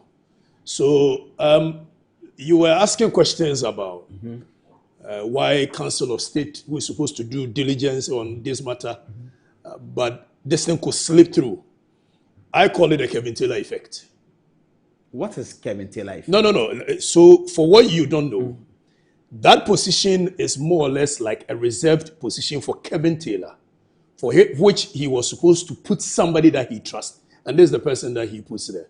So it was a reward. Is he Kevin Taylor connected to health? Yeah, no. But of course, you know this country where we reward people. Well, so for the work he did to for help what NDC he did to win, yes. So that is entitled to one board board membership. I wasn't so sure of which position they were going to give him. But I had the information that the government was going to give Kevin Taylor a position. But because he has a warrant on him and he cannot be present, then he came in. You know, he's been in the country twice since the NDC won the... I know of once. Yeah, he's been here twice. He's come again. Yeah, he's come again. And he was protected again. He was protected again. And police. There was a meeting that was held at a place called Mangwasi in East Legon. Yes. There is a white... Were you there? You know this job. We pick information. And there's very authentic information. You can de-associate yourself. Oh, no, don't worry. I am saying. People meeting is not... So there was a meeting held where Kevin Taylor told a certain leadership of the NDC that this is or not power of attorney. He gives it to this woman. In case they want to give him an appointment, this woman should represent him. That is how come they put her on the board. So no due diligence was done because it was Kevin Taylor's appointment. And I'm sure you can tell from the way almost everybody in this government is as though nothing works unless Kevin Taylor says it. The president is even taking actions because Kevin Taylor is backing about it. So when it comes to issues of Kevin Taylor and its associates, which as we delve into it, I'll show you. There is a criminal syndicate that has been built by this boy to the extent that they blackmail people in high places that you cannot even do what ordinarily you're supposed to do when you are going to appoint somebody like this. No, I don't get it. Blackmail. Yeah, blackmail. That's serious. Which Saturday? Who is blackmailing? Kevin Taylor and this lady and quite a few other people. Why do the people what do they do to be blackmailed? Why do they get themselves into this? So this lady gets closer to people in high places. How does she do that? Of course, the same way he could manage her way to come and sit on GH1. To think that your brother Bulare could fall for her tricks and all that. Of course, you should know the girl has some level of IQ. And I have been with this girl before. She's my friend. We've been friends for quite some time. She is a smart woman. That one you can't take it away from her. She is very smart, except that she uses her smartness for the wrong things. So this girl can swindle her way through and get to almost every corner in this country, high places. I saw you reading a text. Yes, which you said that... It's not verified. So. No, but I am telling you that it's a trite knowledge. People who were on the campaign trail of the NDC knows that whenever they were calling President Mohammed's physician to come and take care of him, it was this lady they called. From a very reliable source. Well, I met President Mahama in UK with a doctor that I know. It wasn't her. Well, but I'm saying that from a very reliable source. This lady was on the campaign trail of the NDC all through the campaign. So somebody was telling me that no wonder at some point the president's face was looking... she was on the campaign trail? Yes, she was. She's a non-NDC member. Or just an NDC communicator? As a doctor of the president, then in opposition, the presidential candidate. Oh, that one I would disagree. But let's go. Because I met President Mahama and a doctor that I know. I'm not sure he wants to. I'm not sure you know all President Mahama's No, I didn't see all of. I saw one person was with him. But he's a very renowned doctor.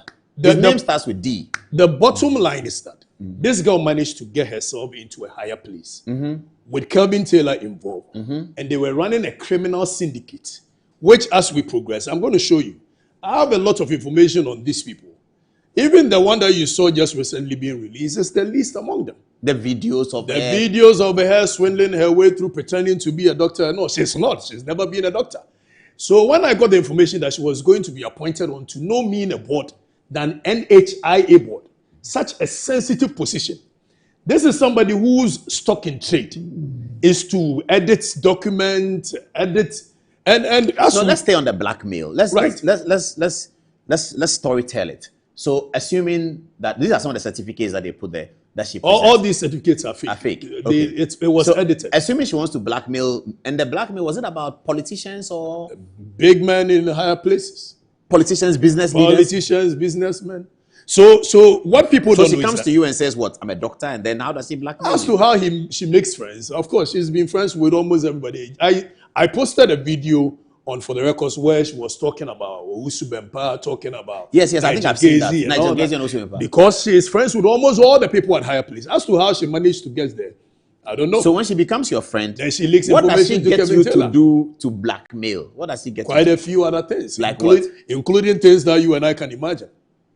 Records them and amorous relationship. So she becomes so that's targeting men then. Targeting men, of course. So she gets that's her in the another video. All right. So this video, what she's been doing is that because she tells a lot of lies, and Paul, this one is nothing personal. It has nothing to do with her as a person because I've been a friend before, and I'm not interested in what she's been doing wrong or right. Is that the same person? Yes, that's the same person. So what she's been doing is that she tells a story as though a certain facility, a medical facility, and this facility is WellSpan medical facility in America, Pennsylvania. Okay. So she will tell a story as though the medical facility belongs to her. And so if you can tell, she sheepishly will go around taking videos and photos in front of certain facilities. Then come and swindle people that is her facility, sometimes taking huge amounts of money from them. Yeah, but why are you giving her money because she has a facility? What is it? She tells you that come and invest in A, come and invest in B. She's building OB Gyne in Ghana, and she's gotten to a certain point and all that, and you'll be interested. And there's one of the pictures, which I'm sure you don't have it here, where she will edit a bank account statement, sometimes from Wells Fargo, which states several millions of dollars in the account, but she'll tell you a different story, you'll be interested. The kind of juicy information. But the account must bear her name. The account will bear the name of the hospital, well edited. And what people don't know, this has been the stock in trade of this girl and Kevin Taylor for years.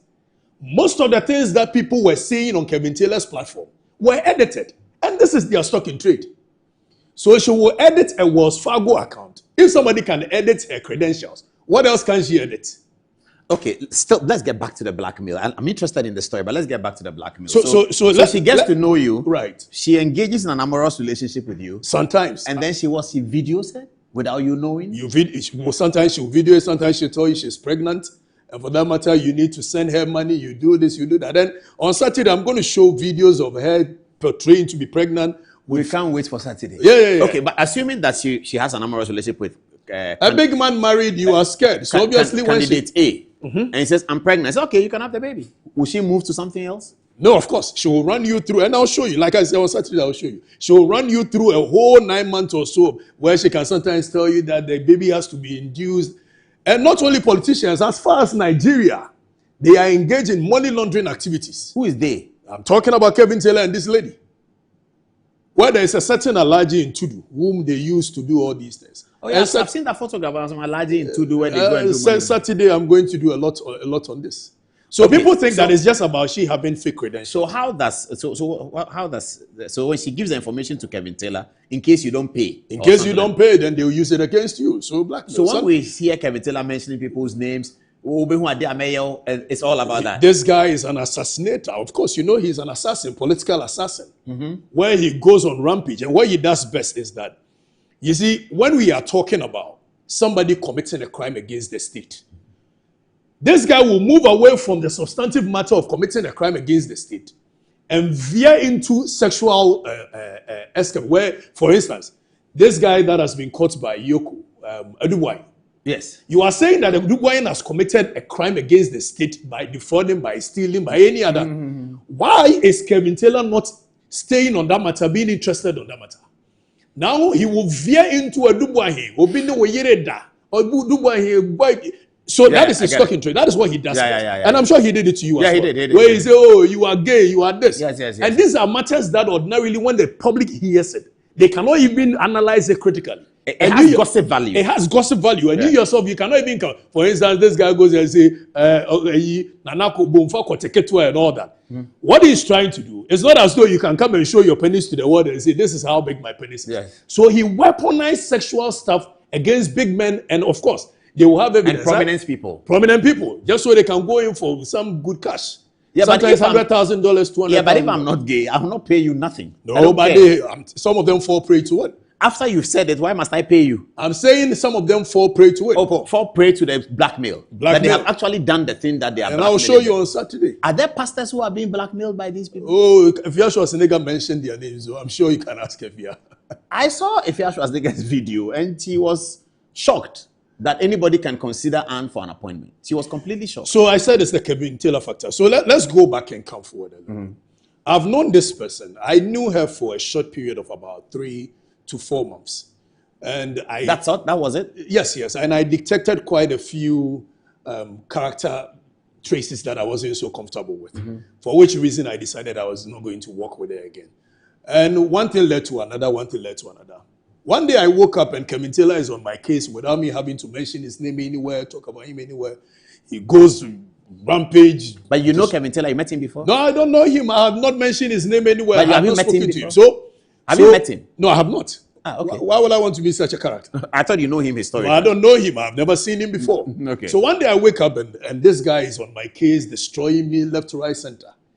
Then I got to realize that, okay, the common denominator is that Kevin Taylor knows this girl.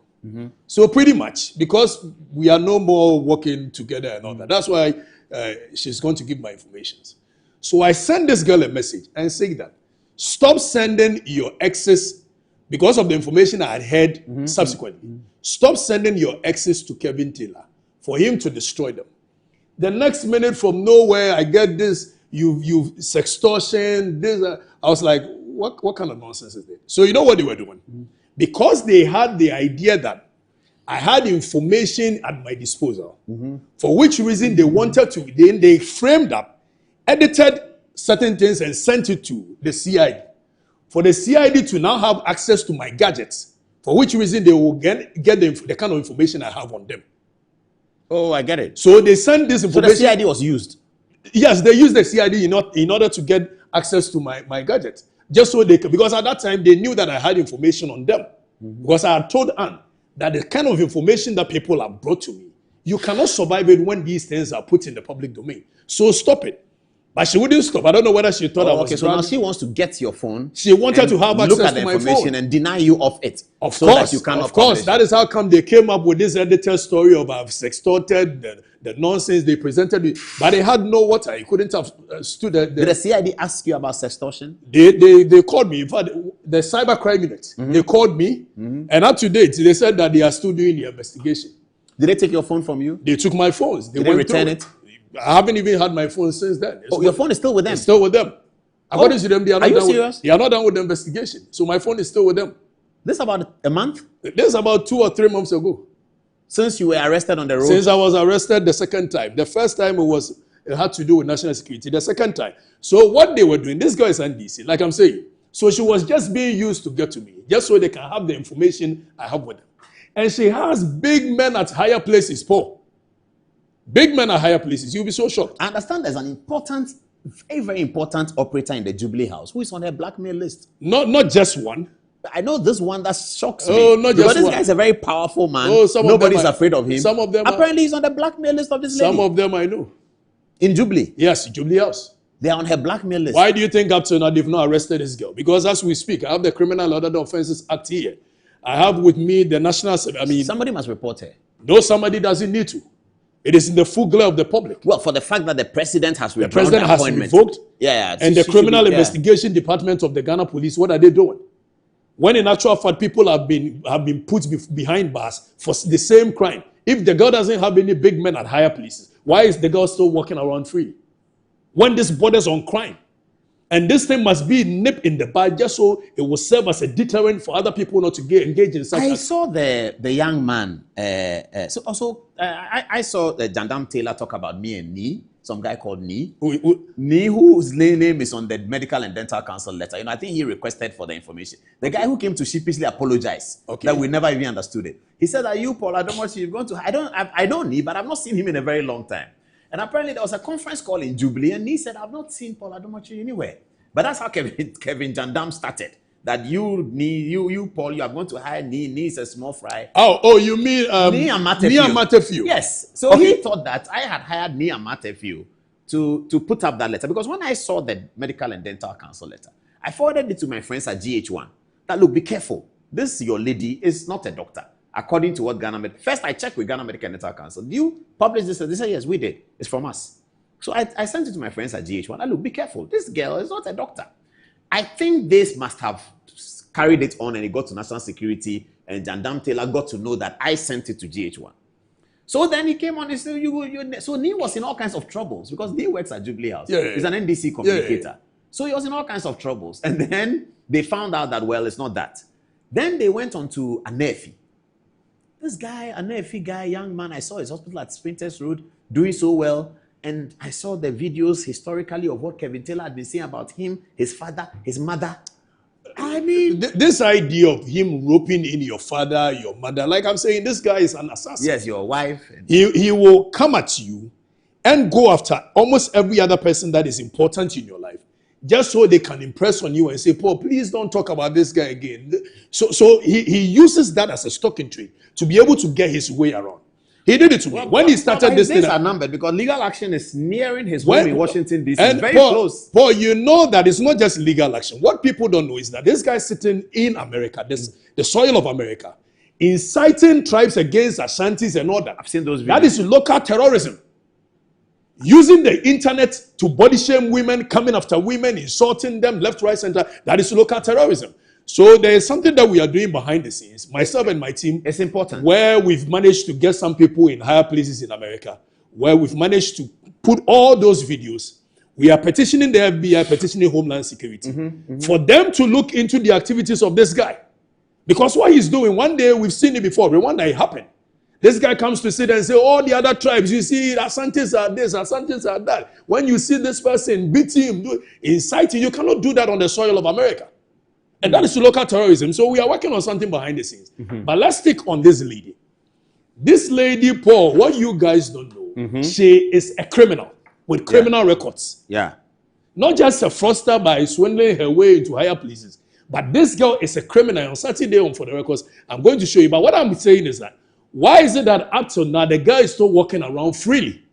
Well, that one, I think that we don't know what the... Paul, let's read something on health and... Let me see the act. That is Act 857, Health Professionals Regulatory Bodies Act. Yes. Let's read Section 48 of that. Yeah.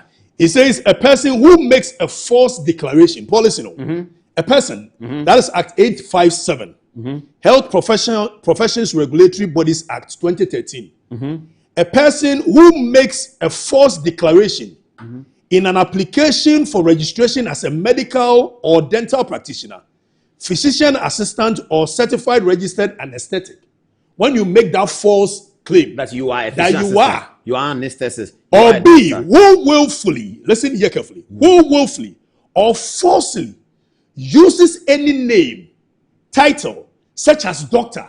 So the initial argument was that the girl was not even practicing in Ghana. She was just a doctor in America. She's not a doctor in America. You are not a doctor in America, but even in the event that you were a doctor elsewhere and you come to Ghana, the law per Section 48 of Act 857 says that a person who willfully or falsely uses any name, title such as doctor, or addition implying a qualification to practice medicine or dentistry, commits a crime. Oh, a crime? Yes. The law calls it a crime. It's a crime. You've committed a crime. Serious, even by the use of the title doctor. Yeah, that's a serious matter.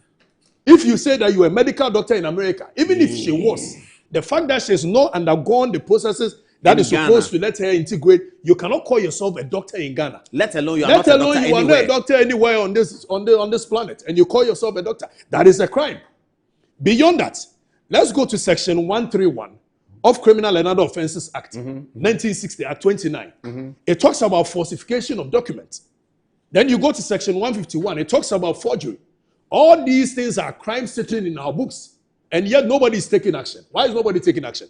Let's read Section... Maybe a formal complaint must be made. Maybe we can do a formal complaint. So are you saying that when somebody is committing a crime in the full glare of the public, in the full glare of the security, it needs somebody to make a complaint? But when they are not doing it, we don't just talk. We should write to the CID. So let me read section 131 of Criminal and Other Offences Act. That is the definition of, 123. Defrauding by false pretense. Pretenses, yeah.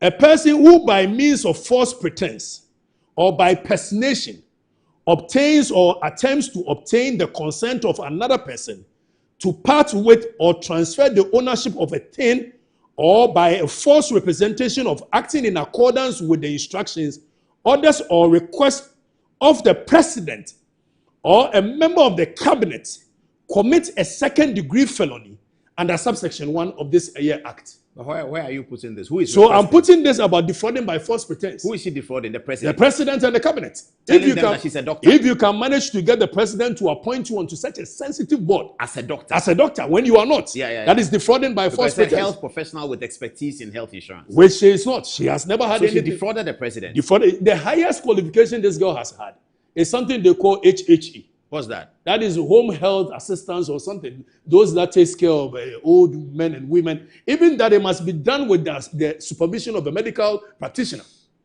So this girl has the highest qualification she has in this world. So the reason that she has this idea, I know she put up a post. Okay, now let's come back to a picture that has been put on. Can you put a photograph on the TV on there? There's a photograph where somebody is called Anne Sullivan Daly. The white woman. The white woman. Yes. So identity theft. That's her. This is the person that she is pretending to be. Oh, I see. So that's identity theft. Her name originally is Anna, not even Anne. Anna. Anna Sansan Kufon. The father is a pastor. Anna Sansan Kufon. Somewhere, the father is a pastor somewhere in Bono. Oh, I see. So originally her name is not Anna Sansa Daly. But because of this woman, because the woman is Anne Sullivan Daly, who is a medical person with all the credentials she is claiming to have. Oh, that's serious. So going to John Hopkins, it is this woman who went to John Hopkins. All the credentials she is pretending to have is this woman who has it. Oh, but that's a high-level crime. No, that is a high-level crime even in the United States. It is indeed. And some, because they don't know some of the editing. And I tell you, that is Kevin Taylor and this girl, they've done this thing for so many years, deceiving the public. And people cannot even detect it. Now, this is the time that people are going to know exactly what this guy has been doing to the public. This girl lives in Ghana, or she lives at both places? She became a citizen of the United States in 2019. By marriage? By marriage.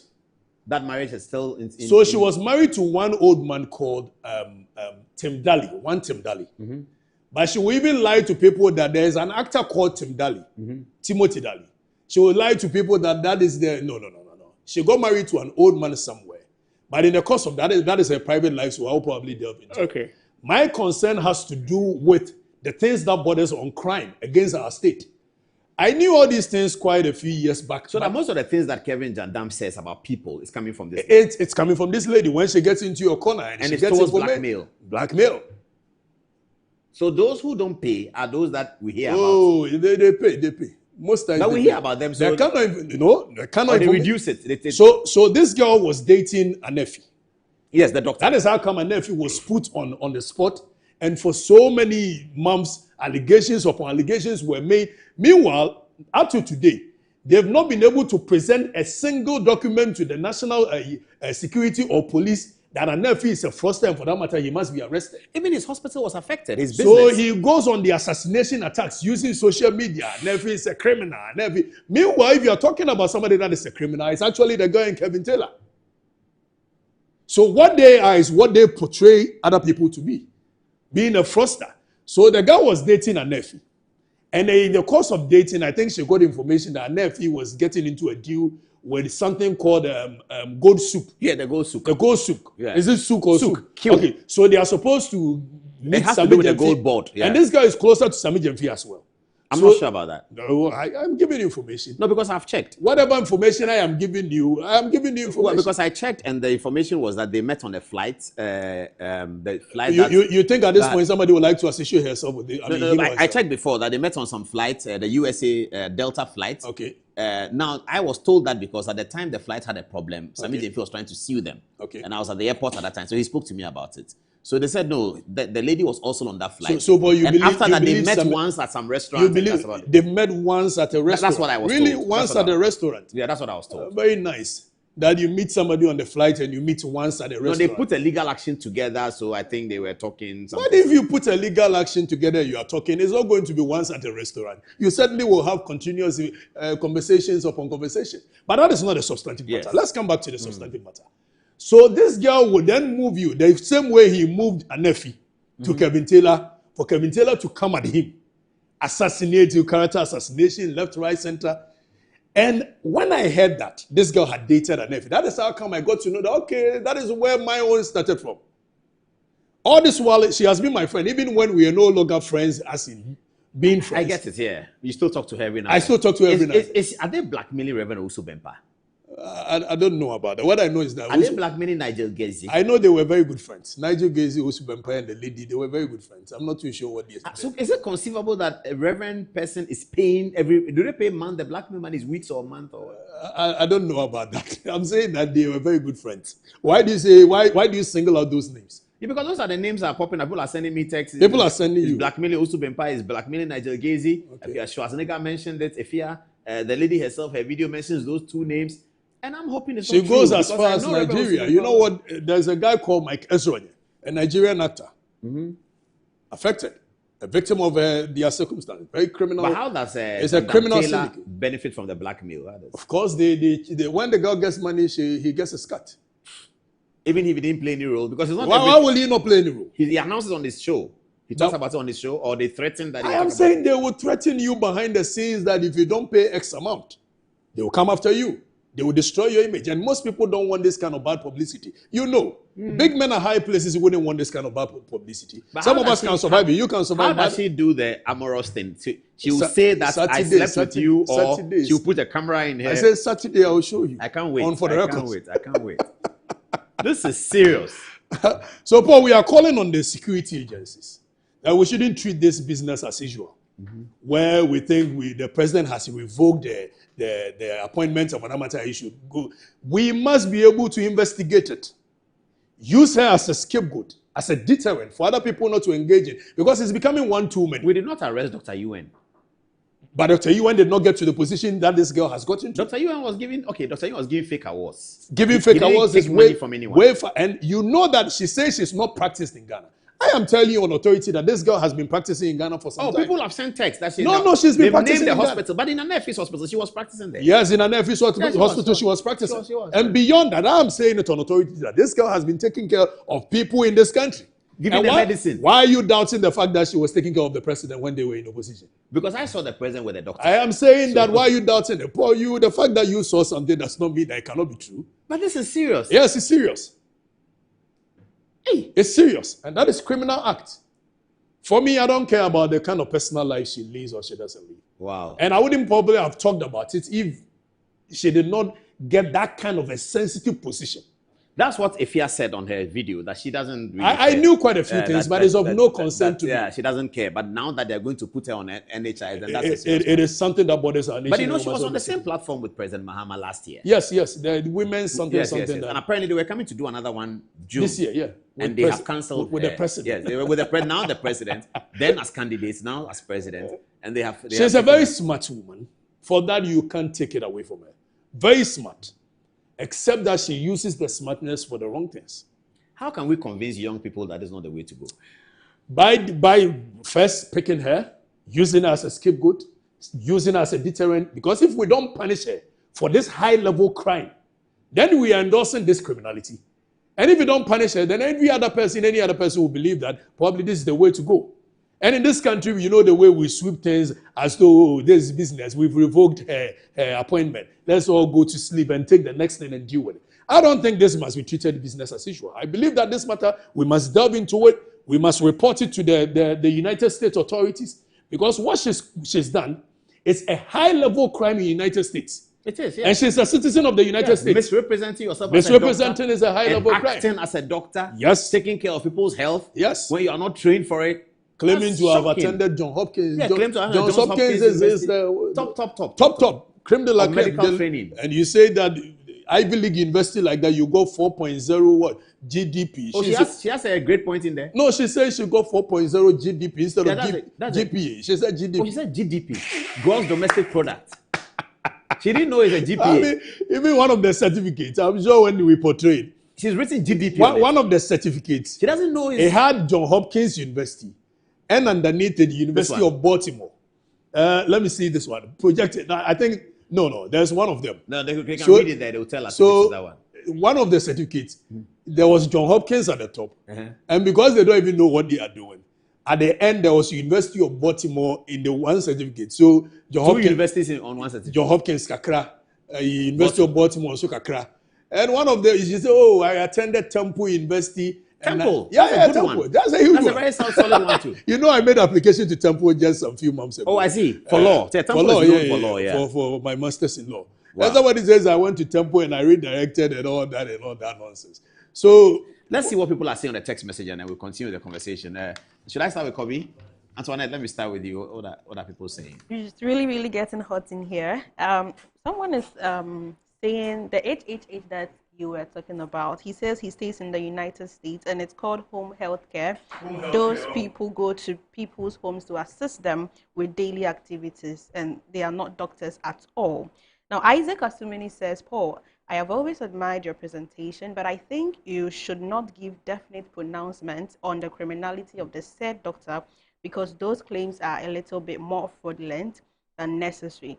Now, Jefferson Donaldo says that the lady should be put before the law court, and Atta Jacob says that the fake Anne Sansa should definitely be arrested with immediate effect.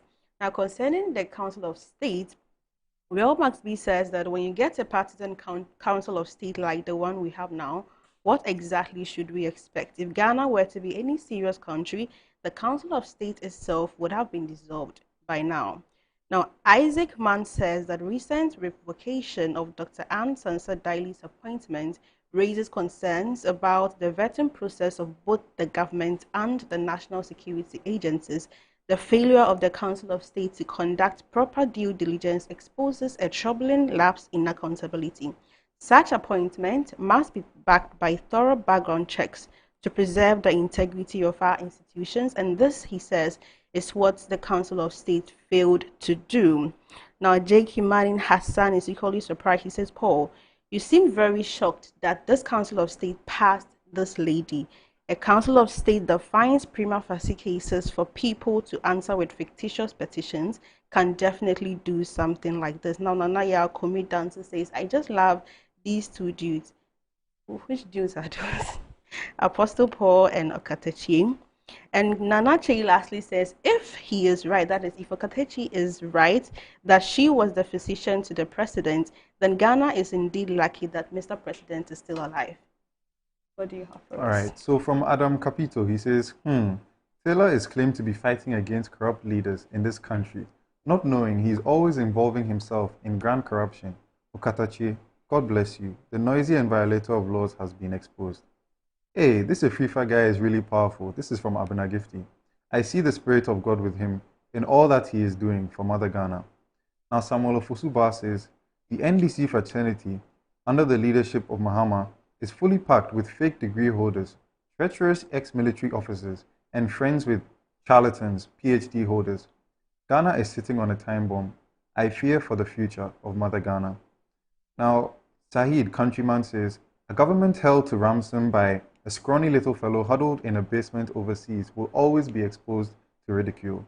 How Amatella became a power broker in this John Mahama government speaks volumes of how far-reaching his lousy assignments for the NDC have been acknowledged.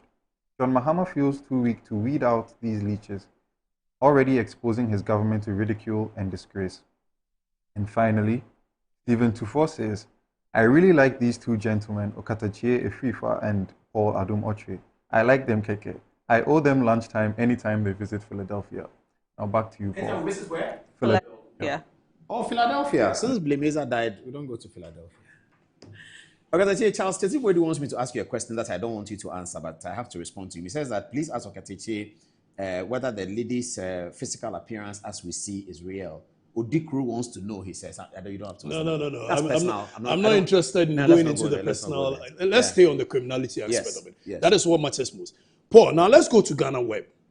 Ghana Web report says that fake doctor arrested at CAS, that is Konfanochi didn't attend to any patient by management. So people have been getting arrested for this. Hohoi Court jails fake doctor 17 years per modern Ghana. Now, fake UK doctor arrested for defrauding 3 people. That's in UK? No, Ghana. Okay. Medical and Dental Council arrest 18 quack practitioners. So we are asking that what is so different about this lady that for so long? And you know what this guy did? The Medical and Dental Council, when they came out to issue, what do we call it? The first letter that they issued to Niama. Then all of a sudden, Kevin Taylor comes, oh, we have a dossier on them. Yes, on them. Blah, blah, blah, blah. He's stuck in trade. He was going to go after them. Character assassination. So I think out of fear, they came to now clarify that they mean that only Ghana. It is pertaining to the laws of our nation, not any other jurisdiction.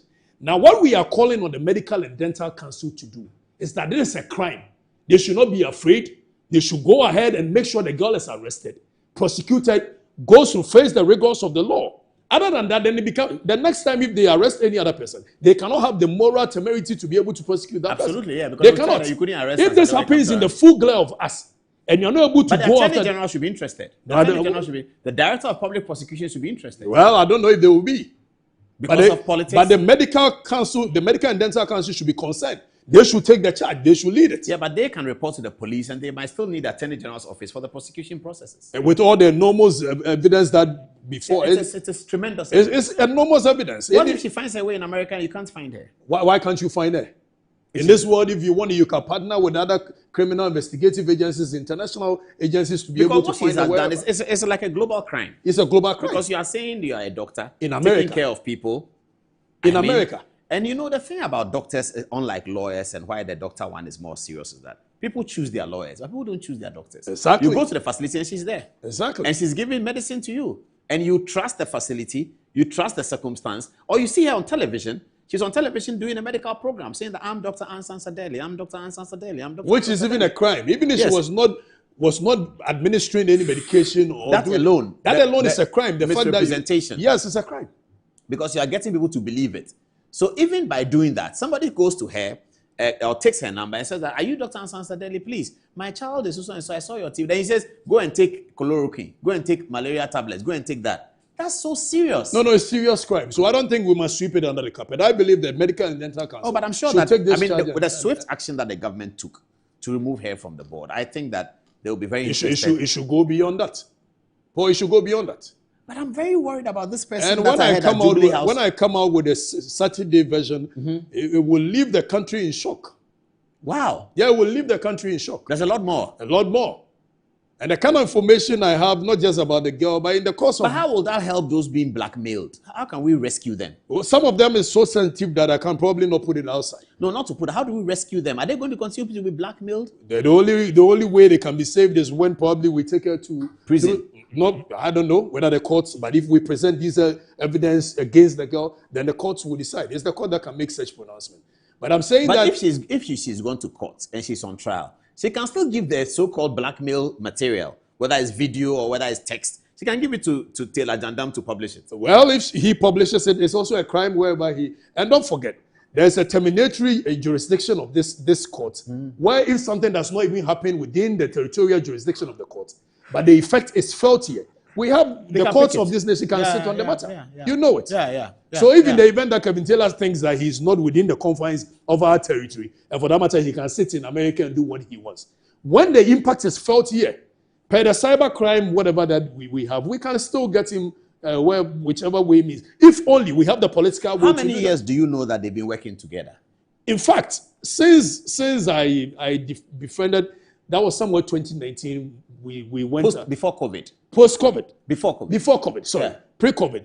We went our separate ways. I never even had the slightest of an idea until this unnerving thing came up. Then people started sending me information about her, left, right, center, as to what she's doing with Kevin Taylor and all that. So I wasn't surprised. I thought it was a fluke. I thought it was hearsay. Then I gave the hints that John Mahama was going to give the girl appointment as a means of compensating Kevin Taylor. Just to my surprise, I thought it was even a fluke. I thought it was a hearsay. Then the next day, just 2 days after I'd made that pronouncement, it comes out that the girl is given a no mean position than a board member of... I mean, come on. Come on. We should be serious as a nation. Oh. And my point is that this is crime. It borders on criminality. We cannot. I mean, some of us are not going to sit down for But this. I am guessing that the government itself knows that, and the government itself will take that decision. I'm guessing that the letter from Dr. Callistus Mahama is not the end. The swiftness in which they revoked the appointment. What is stopping them from using the same swiftness to go after her? How can William Anef's hospital? He's only 30-something. How can his hospital be saved? According to people who know him, he doesn't even go to the hospital anymore. He's not been. And the people, the staff, because Kevin Taylor calls and says, go and burn the hospital down. If you have an idea, if you have an idea the damage this guy is using social media to cause in people's homes by allegations of sexuality, left, right, center, now go after this person. Oh, Paul, come on. Sometimes imagine if your wife was not as logical a woman. And this guy comes after you, say you are gay, your gay partner is Alex. And he throws anything in the air. He throws any name there, your gay partner is Alex. And people are so daft and dumb that they cannot even ask the relevant questions. For instance, when he came after me, he went after my wife. Meanwhile, he did not even have the slightest of an idea who I was married to. The next day, somebody, I'm sure, called him and said, Kevin, no. He's married to person A. Yeah, he comes to sit there and say, oh, I realized that the wife is even my sister because my wife grew up in Obuasi and Kelvin grew up in Obuasi. So somebody told him that, no, the wife is AFC and so I said, why are you not questioning Kevin Taylor? That the first one that he came to sit there to say that, which one was he describing? But of course, the people are so dumb, they are so dumb. The people are not dumb. It's a gossip value. We all like gossip. Well, but if you are not dumb and somebody comes to tell you something today, for the past 2 years that this guy has been coming after me, no single evidence. He comes to sit on TV and say, oh, this guy, Katachi, will go to jail. Meanwhile, in the whole of this country, the only case that I have before the courts of our nation, as it stands now, is a defamation suit by Kevin Taylor's father. Nano Kakabiyando. Saying that I've defamed him for that matter, he wants some compensation. Who goes to a civil case and ends up in jail? But the people believe in gossip, jail, and this. Well, it's the political and the election season and the electioneering of it because he's speaking against MPP, so all NDC will support his like him. So you see what's happening with Trini Jonas. Now he's speaking against the government. NDC people don't listen. And I'm happy that MPP are not necessarily jumping onto it. But he's also demonstrating that he's for Ghanaians. But when he was ranting and raving and Akufo-Addo is this and that, because you see, you can always take advantage of the politics because it's very divided. So if I want to take advantage of the politics, I say something for MPP. And irrespective of what I say, MPP will support it. If I say anything about First Lady Lordina Mahama, because it is against, it's an NDC person, we have stopped in this country thinking about standards, that this is not correct, this is not right, this is not right. That's why you're asking me, I showed that documentary of J.A. Kufuor and the 1996 contest, and the sense of decorum with which the losers were talking. You don't have that today. No, you don't have that today. It's gone completely. No, it's not. So I just want to be popular. I can say anything about President Mahama, and MPP will support me. Because President Mahama is in government and MPP are trying to remove him. So that's what the advantage that this Jandam Taylor takes. He takes the advantage of its politics. Let me say anything about MPP. NDC will support me. So NDC are not looking at, do you think this is really proper journalism? Do you think this is sensible journalism? But Paul, you are very much aware that although Kevin Taylor's platform, with the kind of misinformation he puts out there, is believed to have contributed immensely to their win. Yes, absolutely. But in the same vein, that same platform will take them home.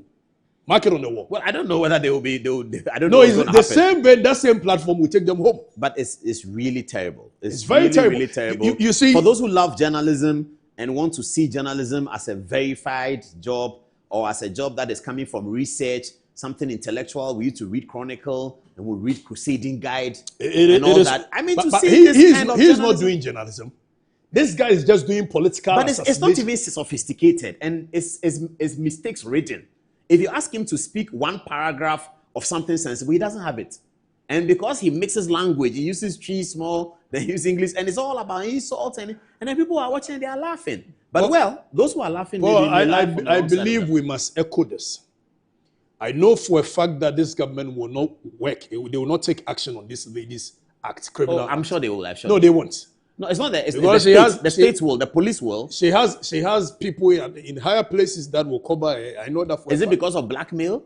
I don't know what she will use to get them to cover her, but I know that people will cover her in this government. No, but they can't. The law is the law, as the Chief No. Justice said. You know the political will. Is it not the Attorney General that will prosecute? It's the government that would like to prosecute.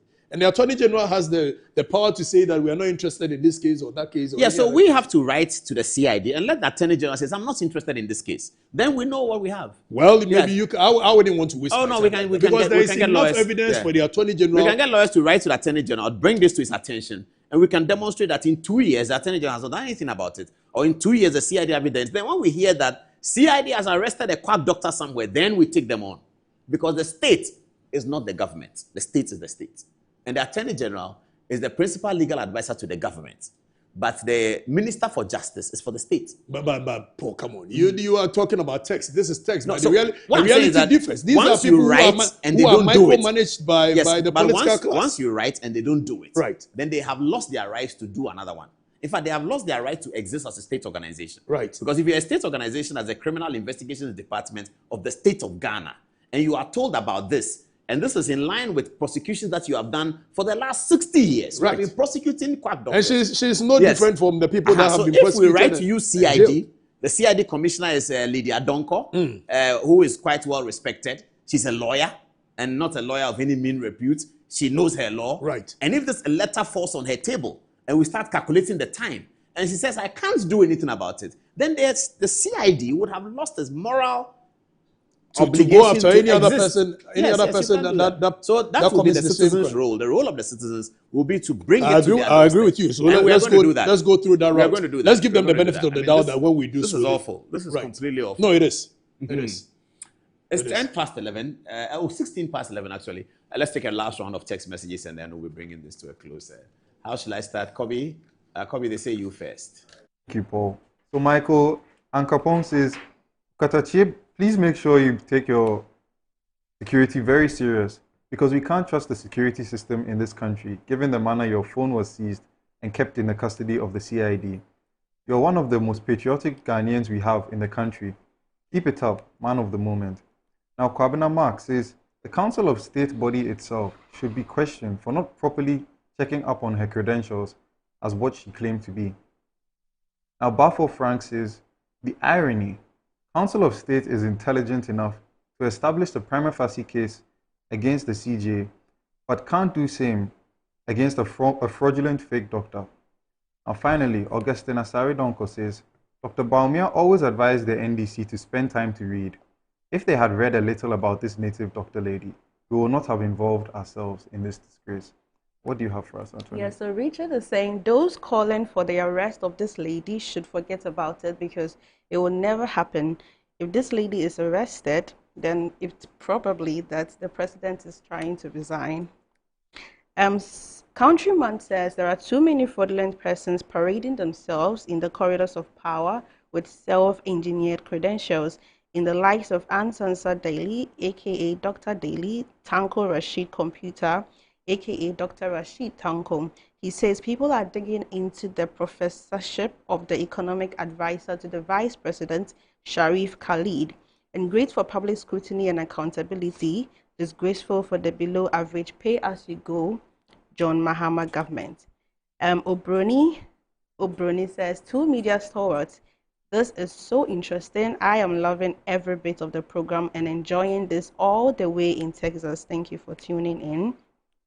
And lastly, Hadi Abu Naim says that a fake doctor should definitely be charged with manslaughter for wrong medical prescription on TV to the people of Ghana, as well as deceiving the presidency and the whole of the country. Now back to you, Paul. I saw something that Manasseh Azuri wrote. You're a very good friend. Yes. Manasseh was wondering why the lady hasn't been arrested. Meanwhile, Adenta Kumi's situation. Yes.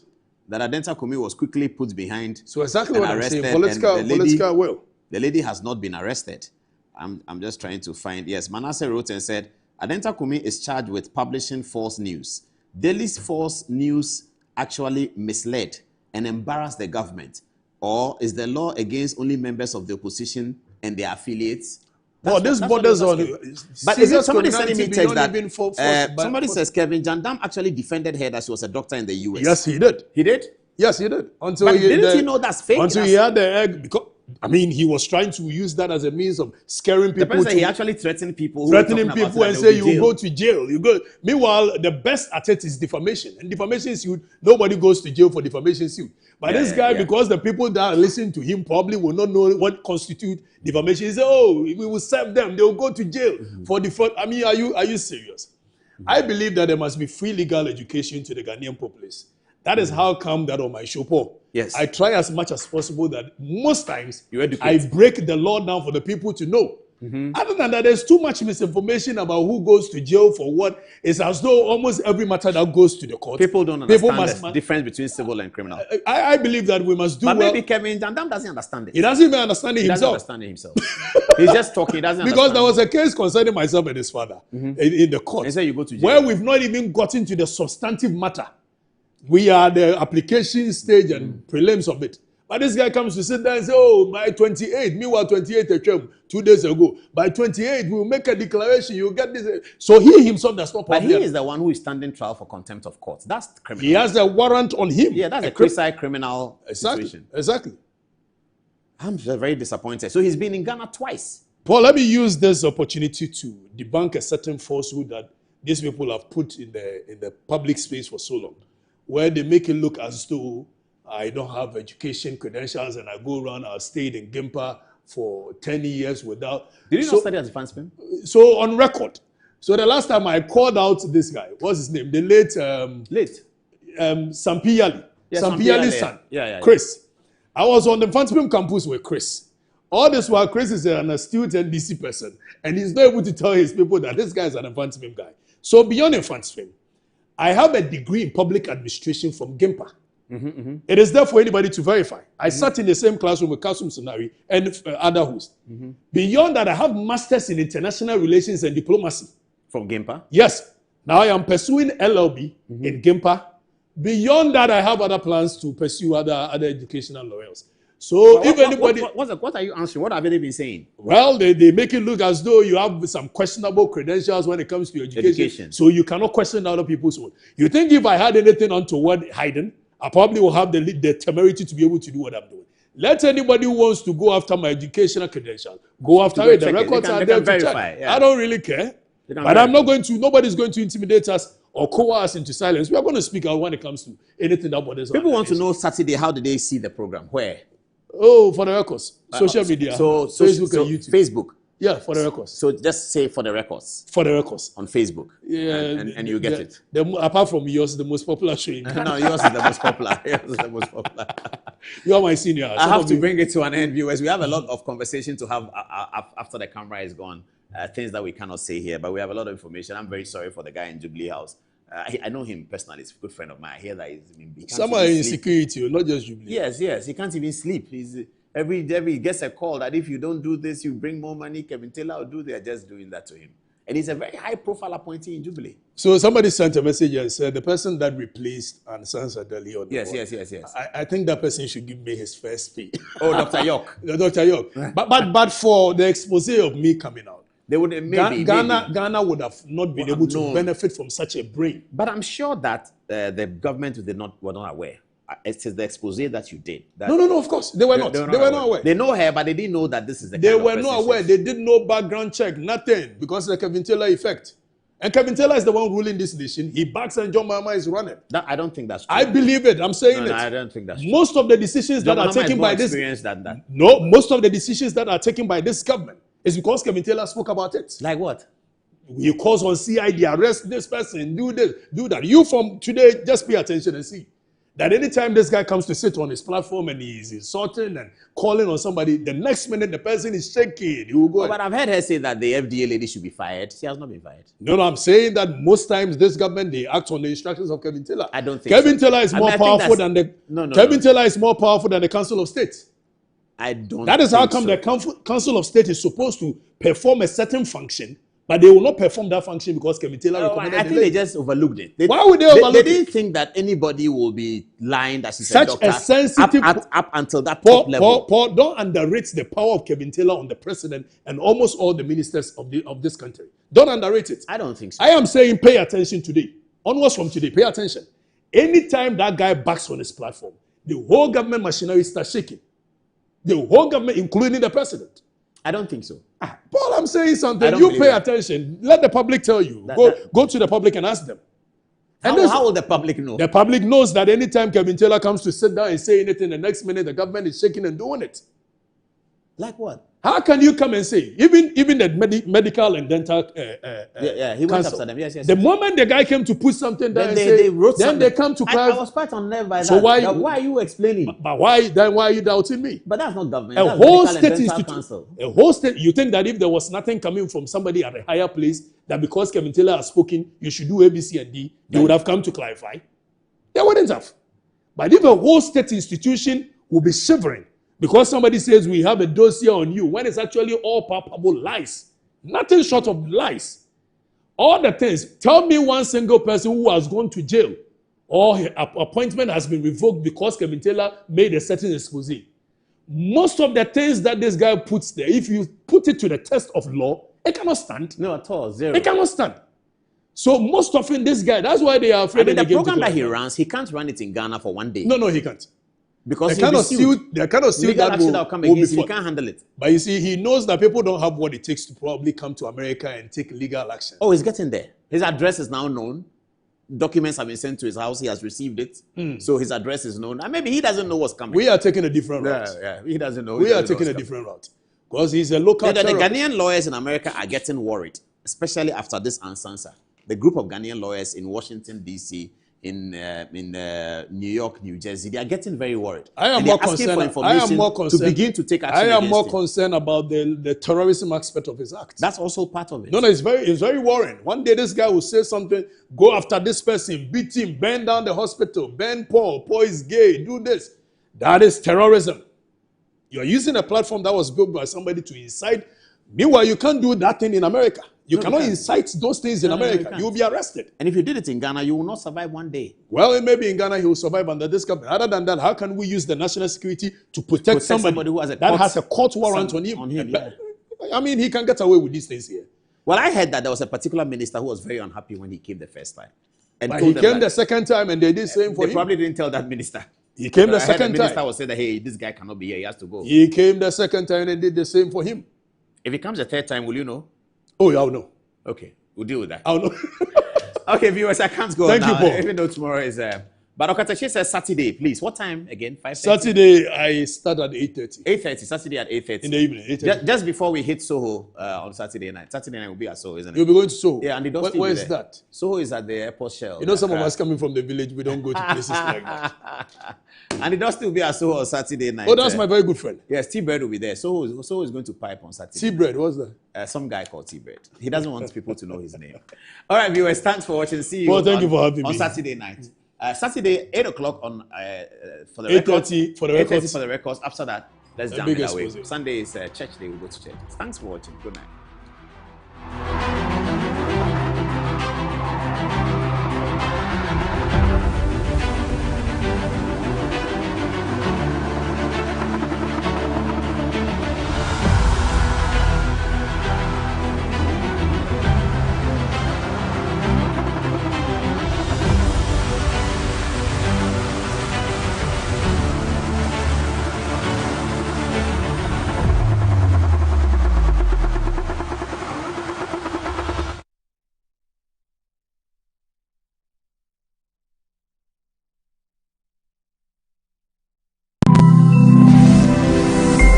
Metro TV, insightful and inspiring moments.